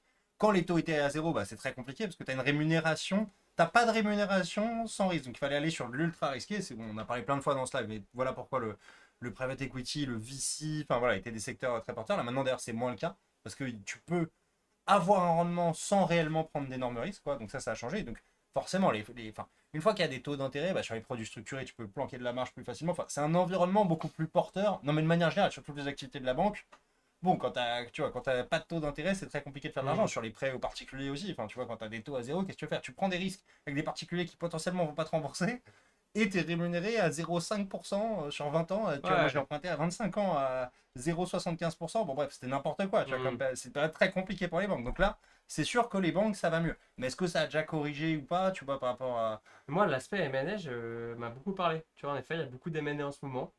Bah, Et justement, c'est moi, vrai que c'est une des branches de la banque qui est rémunératrice, quoi. je savais pas qu'il y avait tant. J'en vois énormément de M&A dans la creator economy, enfin dans pas mal d'industries et tout, mais je savais pas que c'était une tendance générale. Et tu vois, moi j'ai vraiment cette conception un peu à la base de me dire, bon bah, la finance est un peu edgée, parce qu'en fait, soit tu as un cycle de marché un peu Oui, calme, un peu haussier, et c'est le M&A qui fonctionne, et les activités de marché c'est très compliqué, soit c'est volatile dans tous les sens, et les gens ont du mal à se projeter, à faire des deals, à faire du M&A, mais bon, peut-être que du coup ça crée des opportunités, enfin. Mais bon, voilà, mais c'est vrai que oui, c'est vrai que les banques marchent bien en ce moment, mais donc du coup, est-ce qu'on rentre pas au sommet de la montagne? Enfin, je sais pas. Non, mais tu dis est-ce parce Wisdom qu'on Tree, Yggdrasil, je regarde ça. on a Guillaume qui est là, hein, sinon. Ok. Bon, bah écoute, on regarde ça une On fois. va Mais avec on va Guillaume. prendre Bon. Guillaume. Bon. Guillaume qui vient avec Marie, hein, c'est ça ou... quoi le disclaimer? Alors, Ouais. attendez. Donc, les amis, juste avant de lancer, petit disclaimer. Ça n'est pas un conseil en investissement, d'accord? Investir comporte des risques de perte en capital partiel ou total. Voilà, faites attention à tout ça. On fait ça seulement à des fins pédagogiques. Le thème de cette émission, c'était l'IPO. C'est l'IPO. Ouais. On a eu le point de vue investisseur avec Laurent Denise, Chief Investment Officer d'Odo. Voilà, pour ceux qui l'ont raté, vous l'aurez dans le replay sur la chaîne Jokeriz Replay. Dès demain, si tout se passe bien. Et donc là, on a le point de vue entrepreneur. Et donc c'est vraiment voilà, à des fins pédagogiques qu'on vous montre ça. Et donc, on est avec Guillaume Gibaud, qui est le CEO et fondateur, Voilà. et qui vient aussi avec sa directrice exécutive, Léa Marie. C'est vrai. Et ce qui est une chance énorme hein, d'avoir le CEO voilà, d'une boîte française qui fait son IPO. Encore une fois, le timing, il est fou. On a beaucoup de chance d'avoir ça qui arrive. C'était pas du tout prévu quand on avait annoncé il y a un mois qu'on allait parler des IPO pendant ce live. Voilà. Merci beaucoup, Akio. Et puis on fait rentrer Guillaume et Léa, normalement. Hello, Guillaume. Bonjour. Hello, Léa. Bonjour. Vous allez bien? Ça va et vous? Impeccable. Ça va? Alors, c'est mouvementé en ce moment pour vous, là ça... C'était chaud là. On a fait 2 jours entiers au Palais Brognard à pitcher notre histoire. Et non, franchement, on est trop contents. Voilà, Et ça là, démarre on fort. est dans Et les là, bureaux cachés du Palais Brognard. On s'est trouvé un endroit un peu au calme parce qu'ils sont en train de tout démonter. Donc, Ok, bah nous, on on est est dans un peu en mode on est dans ma chambre d'amis, nous. C'est moins... ah, c'est parfait, pas tu mal, c'est vois. pas On est mal. un Vous peu en avez, mode vous avez le matos. nomade. Donc, tu as la sortie de secours, tu as tout, mais tout va bien. Est-ce que Guillaume et Léa, dans un premier temps, vous pouvez vous présenter voilà, et puis après, on va parler un peu de votre IPO. Super. Je commence parce que c'est moi le plus vieux dans l'histoire. J'ai créé le slip français il y a 15 ans. J'espère que beaucoup sont clients ou connaissent l'entreprise. Il y a 15 ans, je voulais démarrer en montrant que c'était possible de fabriquer en France. J'ai mis ça dans un slip. Pourquoi? Parce que le slip, c'est un produit qui est petit, qui est léger, qui ne s'essaye pas. Je ne sais pas si vous avez surtout des hommes ou des femmes qui vous suivent, mais en tout cas, les mecs, ils sont très fidèles à une marque de slip. Et du coup, c'était un produit parfait industrialisé en France. Et aujourd'hui, le slip français, c'est la plus grande entreprise à fabriquer 100% en France dans le textile.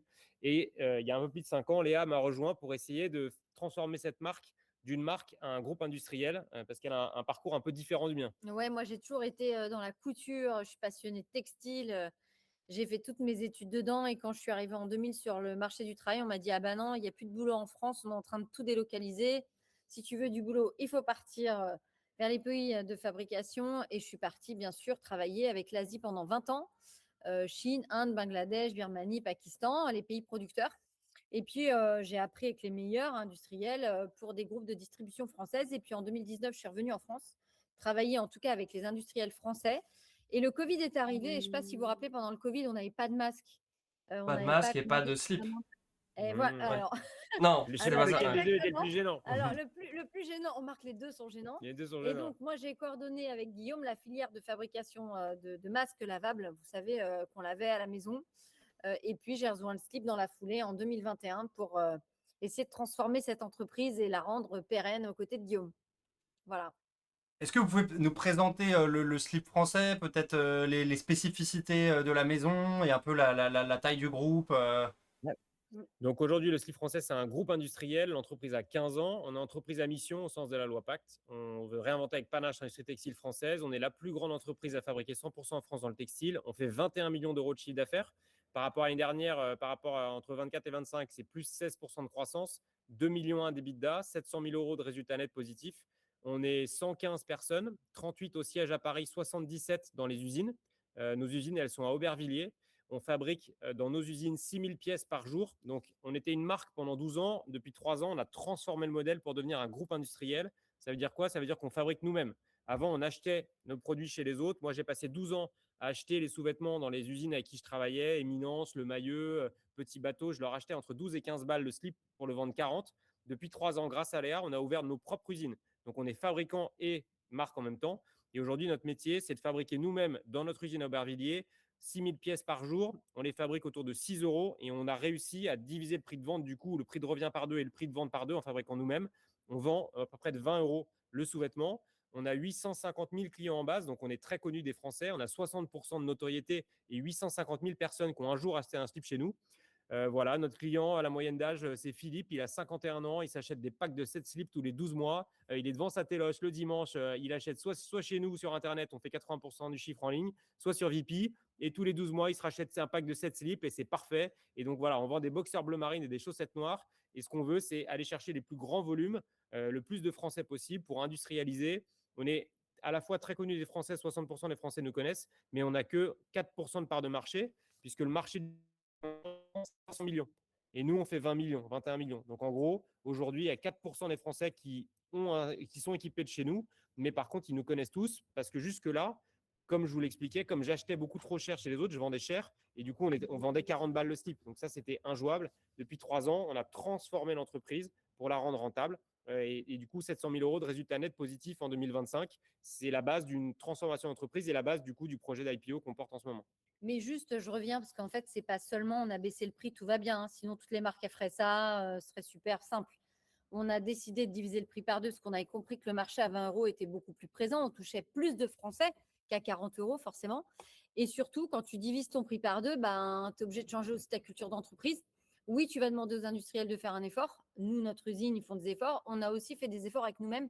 Nos dépenses, on a creusé tous les prix, la logistique, le marketing, on a été super strict. Et en fait, ça pose une rentabilité. L'objectif de dire que c'était possible de fabriquer en France et de cette introduction, c'est de dire bah, on pose une rentabilité. En 2025, on fait 21 millions d'euros de chiffre d'affaires, on fait 2 millions 100 d'EBITDA et on sort un résultat net positif de 700 000 euros.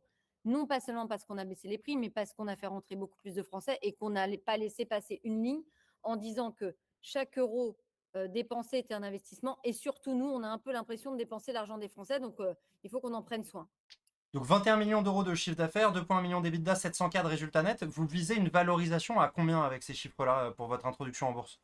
Avant de te répondre sur la valo, pourquoi on fait l'opération? Nous, en fait, on est une entreprise qui est portée par ses clients. Peut-être que ceux qui nous suivent aujourd'hui, là, qui nous regardent, la dernière chose qu'ils se souviennent de nous, c'est qu'on a dit il y a 2 ans et demi, ça passe ou ça casse, on pète le prix par deux, c'est la merde, faut retourner la boîte. Ce qui était vrai. Hein. Ce qui était vrai, on a retourné la boîte, on a retrouvé une rentabilité, on a montré comment ça marchait. Et maintenant, nous, ce qu'on veut, c'est de se dire qu'on va embarquer les Français au capital de l'entreprise. Parce que si on les embarque dans un projet où on va créer de la valeur pour eux en tant qu'actionnaire, en fait, une fois que tu es actionnaire chez nous, tu ne vas pas lâcher tes slips ailleurs.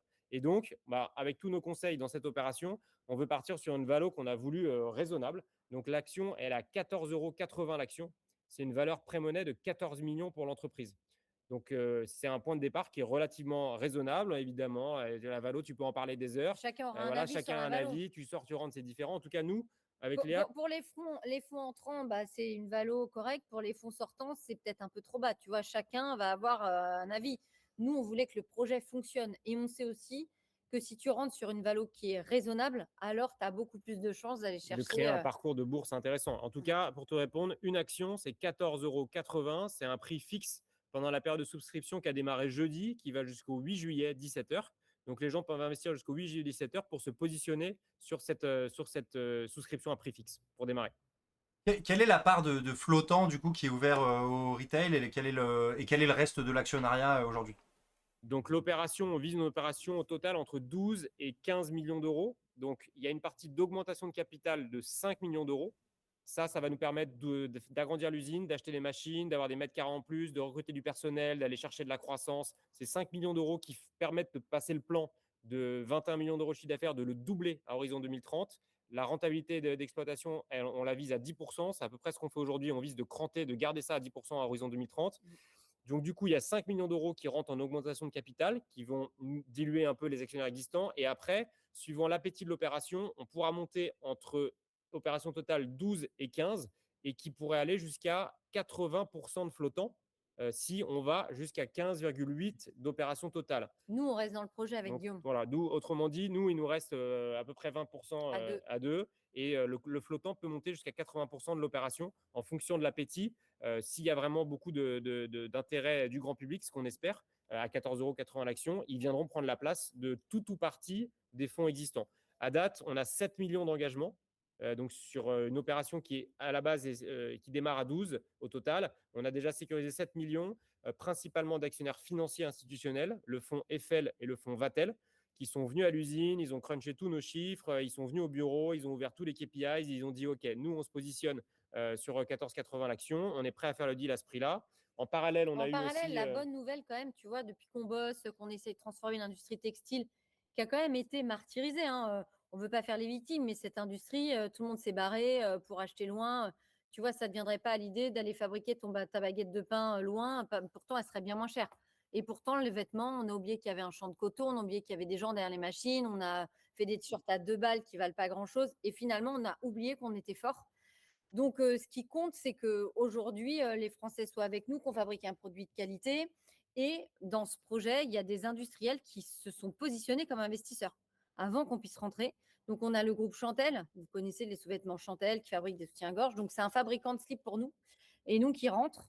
On a aussi 2 investisseurs qui ont 2000 personnes en confection en France. Donc, trop bien. Eux, ils rentrent aussi. Et on a un autre très gros industriel qui est Cap-Ingélec qui fait 800 millions d'euros de chiffre d'affaires, qui est une boîte française et des data centers principalement. Et lui, il rentre pour nous accompagner. Donc, on a aussi un signal fort que dans cette transformation, dans cette réinvention de cette entreprise martyrisée, bah, il y a quand même voilà, un nouveau souffle. Oui, on peut fabriquer en étant compétitif en France. Oui, on peut concurrencer l'Italie, le Portugal et l'Espagne. Et oui, on sait faire et on n'est pas plus mauvais que les autres. C'est quoi un peu les moteurs de croissance aujourd'hui dans votre industrie? Voilà, comment vous voyez le futur? Comment vous voyez le contexte économique actuel avec bon, tout ce qui se passe, la géopolitique qui est assez animée? Et voilà, quels sont à votre avis les principaux leviers de croissance et risques pour les 5 prochaines années?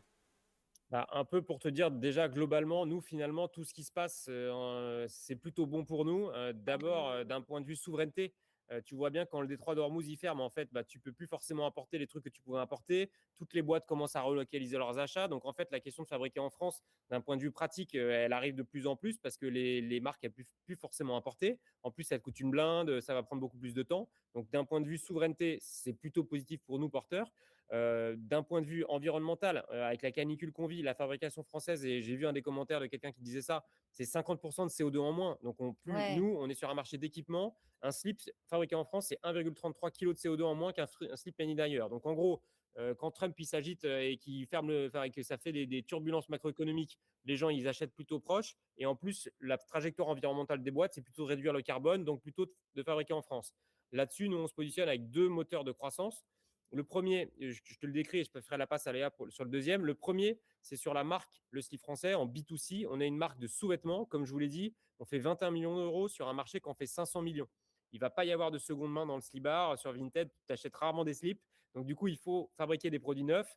Et en ayant baissé le prix, on s'adresse à beaucoup plus de Français. On fait rentrer beaucoup de nouveaux clients en ce moment et tant mieux. Donc là, dans le plan, on imagine faire de la croissance tranquillement pour passer à 2030 de 4 à 8% de part de marché. On est connu de Et 2 tiers des on est Français. connu Donc, de en 2 tiers vrai, des on Français. devrait faire beaucoup plus, mais Donc, on était trop cher. on ne s'invente pas une life avec 200% de croissance, mais croissance raisonnable, à peu près le trend qu'on fait aujourd'hui, tu vois, pour aller tranquillement chercher des parts de marché sur la partie marque de sous-vêtements.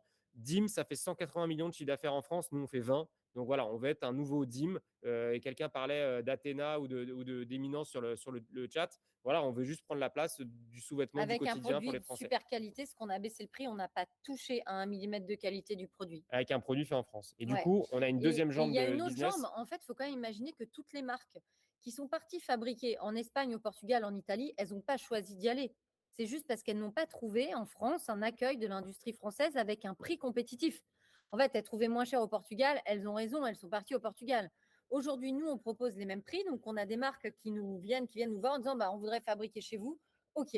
Donc, nous, on a monté une usine de sous-vêtements. On a monté une usine de chaussettes qui est à Limoges. On fait 400 000 paires de chaussettes par an. On fait 1 million de sous-vêtements chez Bonne Nouvelle, notre usine à Aubervilliers. Et on a monté une usine dédiée à d'autres typologies de produits, des t-shirts, des sweats. Là, encore à Aubervilliers, qui s'appelle Fierté. Et donc, l'objectif, c'est de faire grandir ce sujet-là en accompagnant des marques. Tu vois, le jean, en fait, on devrait fabriquer une partie des jeans qu'on fait en France, enfin, qu'on vend en France. On devrait fabriquer tout ce qu'on consomme. Je vais te Vas-y. donner un exemple. Le merchandising que font les youtubeurs. Je ne sais pas si tu fais des t-shirts Jocaris ou pas. Pas encore, mais je t'écoute. Voilà, si tu veux en faire, tu vas les acheter où? Tu vas peut-être acheter du Stan Stella fabriqué Au loin. Bangladesh. Mais dans l'idée, tu te dis, bah, si je peux faire un t-shirt made in France où je n'ai pas à me faire chier, je prends un t-shirt blanc, je mets juste le logo Jocaris avec des gens qui savent bien faire, tu Et es le preneur. dire, et même le dire aux gens, tu vois, c'est très quali. Ok, donc Donc vous vraiment, faites, j'ai bien compris, vous faites de la production en marque blanche pour Ouais. plein d'autres choses. Ok. Exactement. Et ça, c'est quelle partie de votre business aujourd'hui? Alors, on l'a déjà fait. Nous, en 2022, on avait déjà fait 1,4 million de chiffre d'affaires. Donc, c'était déjà une belle année. Tu vois, on démarrait de zéro. On avait fait des doudous, on avait fait plein de trucs. Là, on s'est mis une ambition à 2030 de 10 millions d'euros. Donc, tu vois, Ok. ça nous laisse la place. On a beaucoup d'entrants. On fait les parkas du Téléthon. cet hiver. Ouais. Pour les bénévoles, tu vois, on habille tous les bénévoles, on fait des doudounes pour les salariés des magasins U. On travaille avec Le Coq qui est en difficulté. Et bien sûr qu'on a envie d'accompagner, faire des t-shirts Made in France avec eux.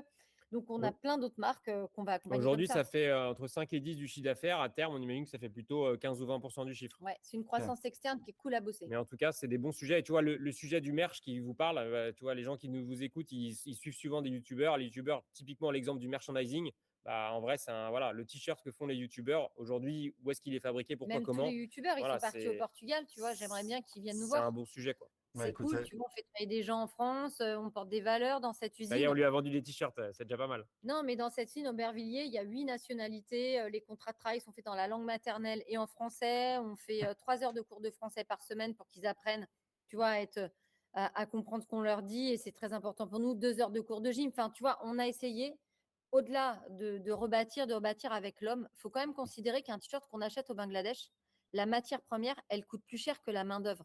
On imagine ça? Que le tissu coûte plus cher que l'homme. En France, c'est l'homme qui coûte cher, on doit en prendre soin et c'est toutes les valeurs qu'on porte. Et j'ai une petite question. Tu disais que 80% de ta vente se faisait en ligne. Vous payez combien en acquisition à peu près à Google Ads, Facebook Ads? Est-ce que vous faites du SEO, du GIO? Ça vous coûte combien? des créateurs de T'as contenu. un ordre d'idée, toi, à peu Ouais, près, à ton avis? ouais. C'est quoi le coût d'acquisition client? On te donne panier moyen 80 € TTC. Je sais pas, je dirais autour des 80 euros. 15 15. euros. Ok. 15 € de coacquisition pour un nouveau client. Donc, On gagne des ronds dès la première commande. On est hyper strict. on fait super gaffe. Et d'ailleurs, là-dedans, la clé, c'est de bien acheter, c'est d'avoir déjà des bonnes créas, Mm. des bonnes idées qui se démarquent. Et ensuite, ça, c'est l'ADN de l'entreprise depuis toujours. Et derrière, de bien acheter. Et bien acheter, ça ne veut pas forcément dire poncer Meta et Insta en disant tu vas avoir la règle d'attribution, mais à la fin, c'est toujours Facebook qui gagne, en vrai, ou Google. Et Ouais. plutôt de bien acheter. Typiquement, on fait de la télé. Mm. Ça peut paraître old school, mais en fait, on achète très bien les spots. Et en fait, c'est massif. Quand tu as des gros passages télé, et tu vois, un spot télé, ça peut valoir entre 200 € Et 2000 euros, hein, et tu vois. ou même 20 000, hein, ça dépend Donc ce que tu vas finalement, acheter. Hein. quand on dit 800 ou 1000 € un spot télé versus ce que tu peux dépenser en Facebook Ad ou en AdWords, c'est pas Mais forcément je si pense cher que c'est un payé, quoi. sujet qui va vous intéresser, c'est un peu votre sujet. En fait, tu fais rentrer massivement de la télé. Qu'est-ce qui se passe? Tu as Google qui s'active, puisque les gens, ils vont taper le slip. Finalement, tu dépenses moins. Le Google, il récupère les miettes de ce que tu as dépensé. Et comme après, tu rentres dans le CRM du slip, et nous, on a 850 000 clients en CRM, On fait 40% du et on chiffre fait 40% de notre chiffre en en CRM. CRM. Donc, On est en très fait, fort en CRM. Et c'est sous-estimé par les boîtes. Souvent, les marques dépensent trop en acquisition et sont faut pas très bons bosser en son CRM. CRM. Alors, je prêche pas pour ma paroisse parce que c'est pas exactement notre verticale, mais vous bossez avec des influenceurs sous-vêtements, du coup, vous avez essayé? On l'a un peu fait. On a beaucoup gifté. Tu vois, en 2018, on a Mbappé qui portait notre slip à la finale. On a des joueurs Mais on pas a Mathieu volontaire, hein. Jalibert. Bien sûr que si, volontaire. Ah Non, mais en tout cas, dans le docu sur conducteur. TF1, Mbappé, il porte le slip français Ouais, c'est vrai, c'est en vrai, c'est vrai. 2018. Mathieu Jalibert, c'est Jalibert, volontaire. on échange avec Louis Bielbarré du rugby. Tu vois, on a Teddy Riner au téléphone. Enfin, voilà, il y a des gens qui aiment la marque, mais l'influenceur sous-vêtement, en fait, le sous-vêtement, c'est quand même pas tout le monde qui peut faire une pub en portant le sous-vêtement quand même, tu vois. Donc, Mmh. en Nous, on fait, n'est pas Calvin ça Klein te met encore, un tu peu vois. dans une case. Mbappé, ça coûte une blinde, quelqu'un le dit en commentaire. Bah C'est sûr ouais, que Ah ouais. c'est intouchable. Ouais. Mais oui, ouais, Ouais, en il vrai, faut la carrière de Léon Marchand pour être. voilà, Voilà. exactement. Ah ouais, Mais tu vois. finalement, vraiment, nos ambassadeurs, quelque part, c'est plutôt nos clients qui vont être fiers de porter la marque, qui vont pas forcément montrer leur slip, mais qui le Mais un portaient, jour, mais si qui, on par est contre, riche et qu'on a le budget de L'Oréal, on se perd ouais, Mbappé, ouais. hein, qu'est-ce que je te Ouais. dis. Bah, c'est ce qu'on vous souhaite, ce qu'on vous souhaite. Le chat, quelles sont vos questions? C'est passionnant en tout cas. Merci beaucoup, Léa. Ouais, et merci Guillaume. beaucoup. On Moi, j'ai apprend une plein de question, choses. c'est vous essayez à l'étranger, il y a un truc marrant avec le slip français, c'est les étrangers, ça les intrigue et ça achète un peu. Ah, les Américains, moi je vois bien une trend aux US en mode t'as le slip Slibard, français. ouais, Non? ouais. French Écoute, Slibard. l'Inter, on fait 7-8% du chiffre à l'Inter. Au début de l'entreprise, moi, je l'ai pas mal testé. On a fait Hong Kong, Japon, Corée. On a fait un Kickstarter aux US. En fait, on mettait beaucoup d'énergie pour faire 200, 300 000 € de chiffre d'affaires. Et en vrai, on perdait beaucoup tu vois, de moyens, d'énergie. Là où, en fait, aujourd'hui, notre boulevard, c'est qu'il y a 2 tiers des Français qui nous connaissent et que 4% des Français qui ont acheté chez nous parce qu'on était 2 fois trop cher. Maintenant, on a résolu ce problème. Donc, en fait, là, on est sur notre autoroute et on file droit. Et encore plus, ils sont Et investisseurs. encore plus s'ils sont investisseurs. Donc, du coup, et voilà, quelqu'un dit en commentaire, effectivement, si la France gagne, nous, on le voit. Quand les Mais Français ouais. ils mettent des buts, laisse tomber derrière. Donc, on On espère a que un là, boxer 2 étoiles. On espère qu'on va broder la troisième étoile la dessus. troisième et qu'on va parce que- défoncer la Suède demain soir. Ouais. Mais ouais, voilà, nous, effectivement, je pense qu'on a un boulevard d'abord à équiper les Français et peut-être temps 2, temps 3, voire sur l'Inter. Mais pour l'instant, c'est pas au menu. C'est trop risqué, en fait. C'est trop de moyens qui coûtent cher. Tu vois, tu sais pas, ça va marcher. Tu sais que ça va te coûter une blinde, mais tu sais pas si ça sera rentable. Ok, très clair. Bah, peut-être question de clôture. Est-ce que pourquoi un investisseur devrait avoir le slip français dans son portefeuille et pourquoi est-ce qu'il devrait garder le titre dans les 5-10 prochaines années? Tu veux répondre? Vas-y, Tu veux- commence. Je rebondis. Bah, moi, je pense, pour être super fier, quand tu portes du slip français, je pense que tu es un mec super fier. On vend un produit qui ne se voit pas. Il faut quand même imaginer que nous, on se bat pour vendre un produit qui ne se voit pas. Alors, on a la ceinture qui dépasse. Quand on a la ceinture du slip, bah, on sait à qui on a affaire. Voilà, moi, je trouve que c'est assez dégaine. Et puis, je pense que vraiment, au-delà de ça, on fait un slip qui est confortable et qui fait le job. Voilà. Et pour l'opération, je pense qu'on rentre sur. C'est le début d'une nouvelle histoire. On a notre usine, on vient de démarrer ce retournement. On a prouvé l'année dernière que ça marchait. C'est récent et la nouvelle histoire, elle est vraiment devant nous. C'est pour ça qu'on veut faire entrer les Français au capital dans une nouvelle histoire avec un point d'entrée qui nous semble raisonnable. Tu vois, en argument, 14,80 € l'action, bah, après, voilà, on n'est pas devin, on ne sait pas ce qui va se passer demain. Mais nous, on se dit que le point d'entrée de valeur, il est raisonnable à 14,80 et nous, on croit au business plan qu'on a écrit. Donc voilà, on se dit que la fabrication locale, le made in France, tout ça, c'est plutôt des bons fondamentaux de long terme. On a retourné la boîte, les Français sont avec nous. On pense cette opération va nous permettre de changer un peu d'échelle. Donc nous, voilà, en toute sincérité, on se dit que voilà, c'est une nouvelle histoire pour l'entreprise. Donc on propose aux Français de rentrer au début de l'histoire sur une valo qui nous semble intéressante. Et moi, je complète juste la bourse, pour nous, c'était vraiment hyper important d'avoir quelque chose de très réglementé pour faire rentrer les Français. Vraiment, c'était le plus difficile et on voulait le plus difficile pour qu'ils soient sûrs qu'ils ne fassent pas n'importe quoi. On ne va pas vivre, tu vois, toute la journée avec ça en tête. On va continuer de dérouler notre exigence, beaucoup de travail, de la rentabilité, qu'on soit en bourse ou pas. En tant que chef d'entreprise, ça tu va es pas changer obligé de notre tenir life. ça, tu vois, en fait. Donc, tant mieux, on embarque tout le monde, c'est génial. Quand tu es au slip, bah, tu achètes moins de Calvin et tant mieux. Ça, donc, c'est mon compte double. Mais on va continuer d'être sérieux, se mettre beaucoup d'ambition. Et peut-être que le plan est trop sage, tu vois, j'en sais rien. Mais en tout cas, on est là aujourd'hui pour dire que oui, c'est super, on va continuer de travailler comme des dingues. Écoutez, Guillaume et Léa, merci beaucoup de Merci nous avoir beaucoup. montré les coulisses de l'IPO et bravo. Voilà, vie d'entrepreneur, c'est des hauts et des bas depuis 15 ans et bravo, j'ai l'impression que vous avez très bien rebondi par rapport au moment dur d'il y a 2-4 ans. Donc voilà, on va suivre ça de très près et merci beaucoup d'avoir pris le temps de venir sur le stream. Merci de l'invitation. On a Merci. beaucoup de À chance de bientôt. vous avoir eu. Merci beaucoup. Bye. Merci, Ciao. bye. Ok, bah c'était passionnant hein, aussi. Ouais, hein. c'est Franchement, cool, moi j'étais hein. dedans. Hein. Moi j'étais là. L'énergie, elle est folle, ouais. C'est fou quoi. Et puis Très surtout, belle énergie. en tant qu'entrepreneur, tu comprends, tu vois. Ça a l'air d'être très marketing, leur boîte. Pourquoi pas faire 10 actions achetées, un slip à refaire, tu vois, un truc un peu en mode. Tu joues le. Tu sais, ils jouent. J'ai l'impression qu'ils jouent vachement sur une carte patriote, made in France, slip. Enfin, tu vois, même le nom, c'est ultra marketing. Ça fait longtemps qu'il existe. Tu vois que ses clients, ils recommandent, que les Français le connaissent, qu'il est sur le délire équipe de France. Enfin, vraiment, ouais, le slip français, il joue à fond sur français et sur slip, quoi. Tu vois, et c'est hyper intéressant. Ouais, mais je pense que tu vois, en fait, moi, ce que j'aime bien, c'est qu'il y a une vraie logique dans ce qu'ils font. C'est-à-dire le fait d'avoir monté ce business de production en marque blanche prouve que maintenant, voilà, ils sont Oui. vraiment devenus bons en production. Donc, c'est pas du bullshit. Quand ils te disent, tu Et vois, pour on moi, est il y bon en a en des production et beaucoup plus on. gros en marque blanche que eux en Made in France. En Made in Je France, citerai ouais. pas, mais oui, oui. Mais tu vois, le fait pense qu'ils qu'ils soient sont partis compétitifs là-dessus, Ouais. ils prouvent, tu vois, que voilà, ils maîtrisent bien leur chaîne de production et ils vendent pas à des prix aberrants, que ça soit pour eux sur leur marque. Donc je trouve que justement, ils ont moins une stratégie de brand qu'ils avaient peut-être au début en se disant, bon, on vend le truc à un prix qui est peut-être un peu déconnant ou un peu plus cher, un peu premium, mais c'est vraiment de la brand. Là, ils sont plus sur un truc value, quoi, tu vois. Donc, C'est une toute petite boîte. Je sais pas si vous vous rendez compte. Hein, 700 Ouais, 000 ouais. euros de marge. Non, mais c'est. Enfin, de marge nette, c'est minuscule. C'est vrai que moi je ne savais pas effectivement que tu pouvais faire des IPO Ah ouais, à ce c'est niveau-là. super small On cap. aurait pu aussi challenger. C'est vrai qu'on n'a pas challengé sur la liquidité du titre à venir, sur, Ouais. sur quelque chose comme ça. Donc Tu on a vois, dit c'est- 700 000 euros, 14 millions de valo, donc ça fait voilà, tu payes 20 fois le bénéfice net. Hein, Ouais, mais 2 millions d'EBITDA, donc tu payes 7 fois l'EBITDA. ouais, ok. Bon, après, Ouais. est-ce que c'est oui, voilà, est-ce que tu le fais sur les bidas ou sur le. Je sais pas comment, je fais pas Mais du oui, tout oui, cette oui, industrie, moi. oui, oui, oui, t'as raison. Attendez, je vous montre les amis en 2 secondes. Voilà, moi j'avoue, je suis assez aligné avec ce que disait Jeannot au début. Je vais pas, dis-moi, Non, je, non, c'est pas- je vais pas, comment ça s'appelle, spiler sur une IPO, tu vois. Je trouve le titre vraiment intéressant, hein, mais je vais pas, tu vois, savoir exactement est-ce que c'est un peu surpricé, est-ce que c'est un peu sous-pricé, est-ce que ça va être, est-ce qu'il va y avoir une surdemande, voilà, ça va être sursouscrit ou pas. Je vais pas spiler là-dessus, mais par contre, juste pour vous montrer, si vous vous intéressez un peu aux IPO, où est-ce qu'on peut le retrouver là sur Bourseau. Donc voilà, c'est là. Vous allez là, dans Action, Introduction. Je reprécise, hein, voilà, on leur a fait 3 fois le disclaimer, mais je préfère trop que pas assez. C'est pas du conseil en investissement. C'est voilà, et faites gaffe si vous investissez, vous pouvez perdre.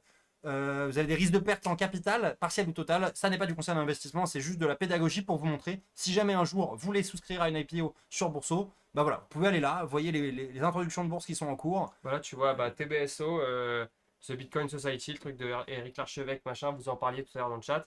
Donc elle est terminée évidemment. Là on voit, il y en a une qui est open, mais dans voir toutes les opérations en bas à gauche. Et là on va voir un peu tous les derniers trucs qu'il y a eu. TBSO, Yeva, Galeon, Rising Stone, hein, Ouais, Rising en Stone, faisait, Rising Stone, c'est des chalets à Méribel, à Ouais. Courchevel et tout ça. Voilà, j'ai interviewé leur patron là, il y a 3 jours. Euh, 10 heures. Ouais, bah, en tout cas, c'est bon. Bref, vous pouvez regarder. Là, il n'y en a qu'une seule qui est ouverte, c'est le Slibar français. Donc, si tu veux aller sur ça, on clique. Voilà, 14,80 €, il nous en a parlé et reparlé. Offre à prix Et ferme du il y 25 avait juin au 8 juillet. Ouais, pardon, juste, il y avait une question dans le chat. Est-ce que j'achète ça dans mon compte titre, dans mon PEA, dans mon PEA PME? Bah là, on voit Donc là, en c'est éligibilité, on a Ouais. les deux. Donc autant faire PEA. Quand tu peux faire PEA, fais PEA plutôt que Non, compte titre, non? T'as quand quand même tu peux faire PEA PME, fais PEA PME. Parce que le PEA, on va pouvoir foutre tous nos ETF, Nasdaq, machin. Ah PEA ouais. PME, on pourra pas foutre ces trucs. Donc, voilà. D'accord, d'accord. Donc là, on met souscrire à l'introduction. Fais voir juste le parcours rapido là. C'est où Le pardon. gros bouton rose là. Ah ouais, Ouais. pardon, excuse-moi. Si je mets souscrire, Ce ok. matin, ok. Peut-être Bon. refresh, peut-être on a déco. Ouais. Ouais, c'est bon. Alors, SIP français, afficher la description, je mets une, ça te donne un peu Un de. maximum de 1 million d'actions. Donc c'est ce qu'il disait. Donc 1 million x 14, enfin x 15, ça ferait 15 millions. Ouais. 15 millions, ça ferait qu'effectivement il y a 80% du capital de flottant si c'est une valo à 20 millions quoi. Euh... Ah, il disait valo à 4. Oui, bon, bref. Début des négociations, ok, tac, tac, ok. Je regarde juste le parcours, hein, mais bon, voilà. Vous pouvez y aller. Ok, Paris, oui, machin. 14,80. Tac, et ensuite tu choisis Oui, ce que d'accord. tu mets dans ton compte titre, dans ton PEA, dans ton PEA PME. Voilà, sachant que j'ai pas beaucoup là-dessus. Bon, moi je vais pas y aller pour le moment, voilà, pour les raisons que j'ai dit, parce que c'est un peu trop risqué par rapport à ce que je veux faire. Ouais, et puis si Je- t'as la conviction, autant y aller une fois que c'est introduit et. Ouais, c'est ça. J'avoue que moi, sur SpaceX, j'avoue que alors que je suis sur Bourseau, hein, j'avais pas vu le truc, j'y serais allé, parce que j'aurais joué, en fait, j'aurais spilé, mais sur le côté hype, bon, c'est toujours Ouais. facile de faire du backtrading une fois que tu vois que ça a pété ou T'aurais quoi. vendu le lendemain?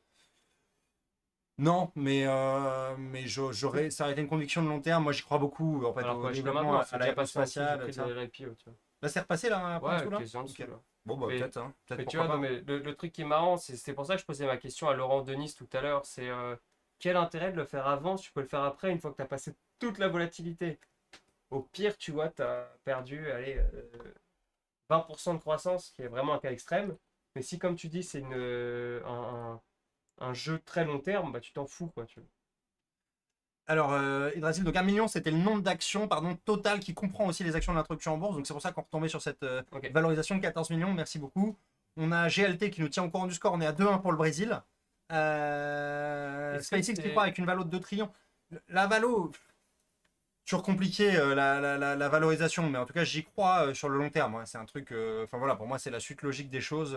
On voit ce qui se passe sur notre planète. Il y a pas mal de choses qui vont pas bien. La conquête de l'espace, pour moi, oui, c'est le focus, une des industries les plus porteuses dans les 10, 20, 50, 100 prochaines années, tu vois, pour moi. Ça, j'en suis convaincu. Mais bon, bah, c'est ma conviction, ça n'engage que moi. Mais voilà. Driss 22 AZ, t'es sûr que c'est public ce que tu annonces?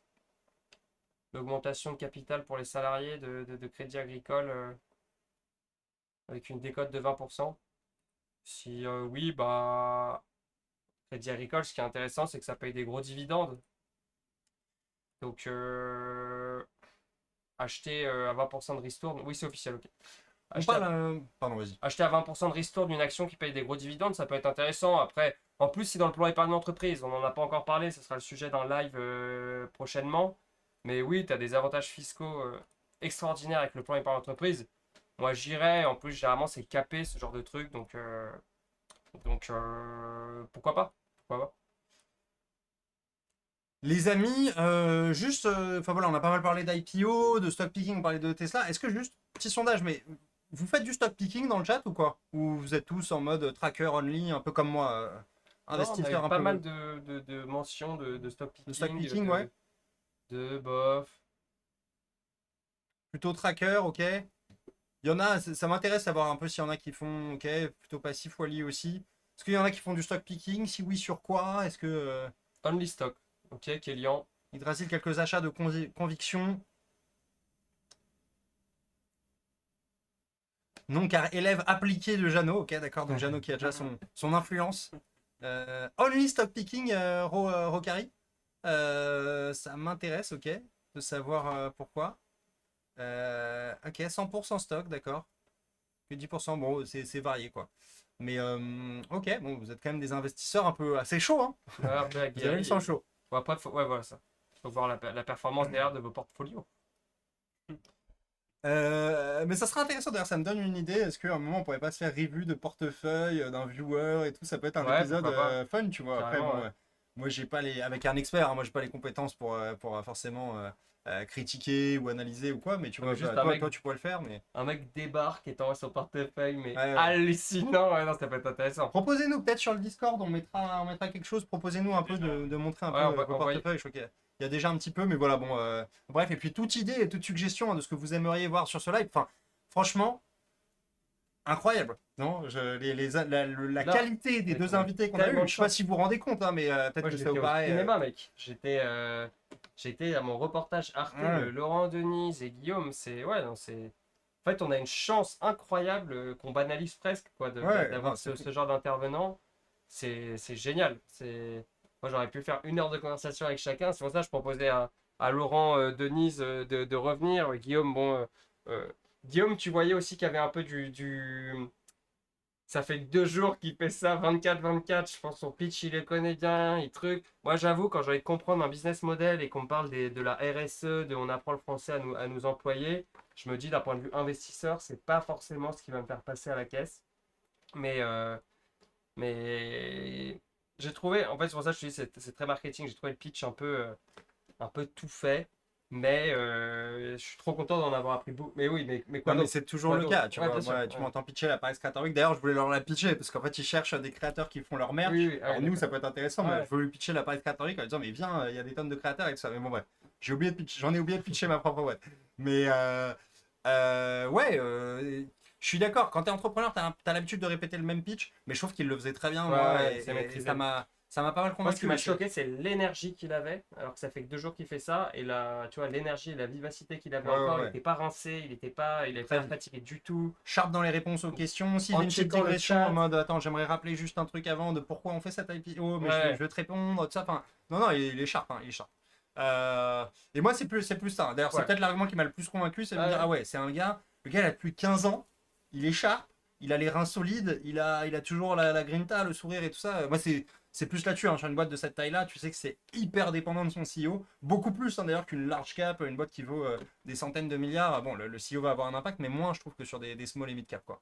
Moi, je Euh, t'avoue, le 15 ans de boîte, 700 000 euros de marge, c'est un des trucs que je me suis dit, ok, je pense que lui est très bon parce il m'a donné l'impression d'être très bon, mais je sais peut-être l'industrie est pas bonne tu vois, je sais pas, il y a des industries qui margent plus, vers lesquelles j'irai plus pour de l'investissement que.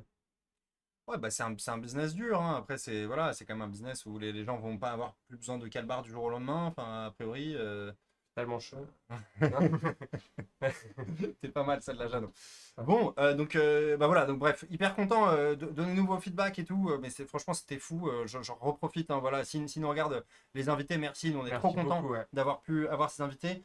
Je remercie encore une fois le partenaire Boursobank qui nous permet de vivre cette aventure Ouais. incroyable. Ils ont fait une offre spéciale pour vous si jamais vous voulez ouvrir un compte sur Boursobank.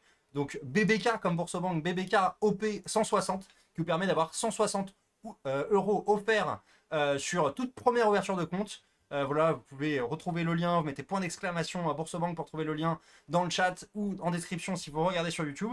Sur YouTube aussi, donnez-nous vos feedbacks, qu'est-ce que vous en avez pensé, quels invités peut-être vous aimeriez voir venir. Abonnez-vous. Abonnez-vous, c'est important. Voilà, écoute, Jeannot, je te laisse le mot de la fin. Merci à tous d'être venus, surtout pour vos questions, vos interactions. Merci aux deux invités, merci à Boursobank. Et puis on se retrouve très vite. On va vous communiquer la date du prochain live. On va essayer de trouver. Voilà, on sait qu'avec les matchs de foot, l'été, les vacances, le truc, c'est compliqué d'avoir votre attention. Le donc Tour on va- de France. Le Tour de France. Le Tour de France. Ça a déjà commencé? Non, ça commence bientôt là. Moi, je C'est suis comme un fou, tremblant là. Je suis tremblant. On va essayer de trouver la date qui convient le plus à tout le monde. Merci beaucoup à tous d'être venus. Et puis vous allez retrouver le replay très vite sur YouTube cette semaine. Voilà. Et Yggdrasil qui nous donne l'info capitale de fin. Le Japon a perdu. Désolé pour les Japonais, on vous embrasse.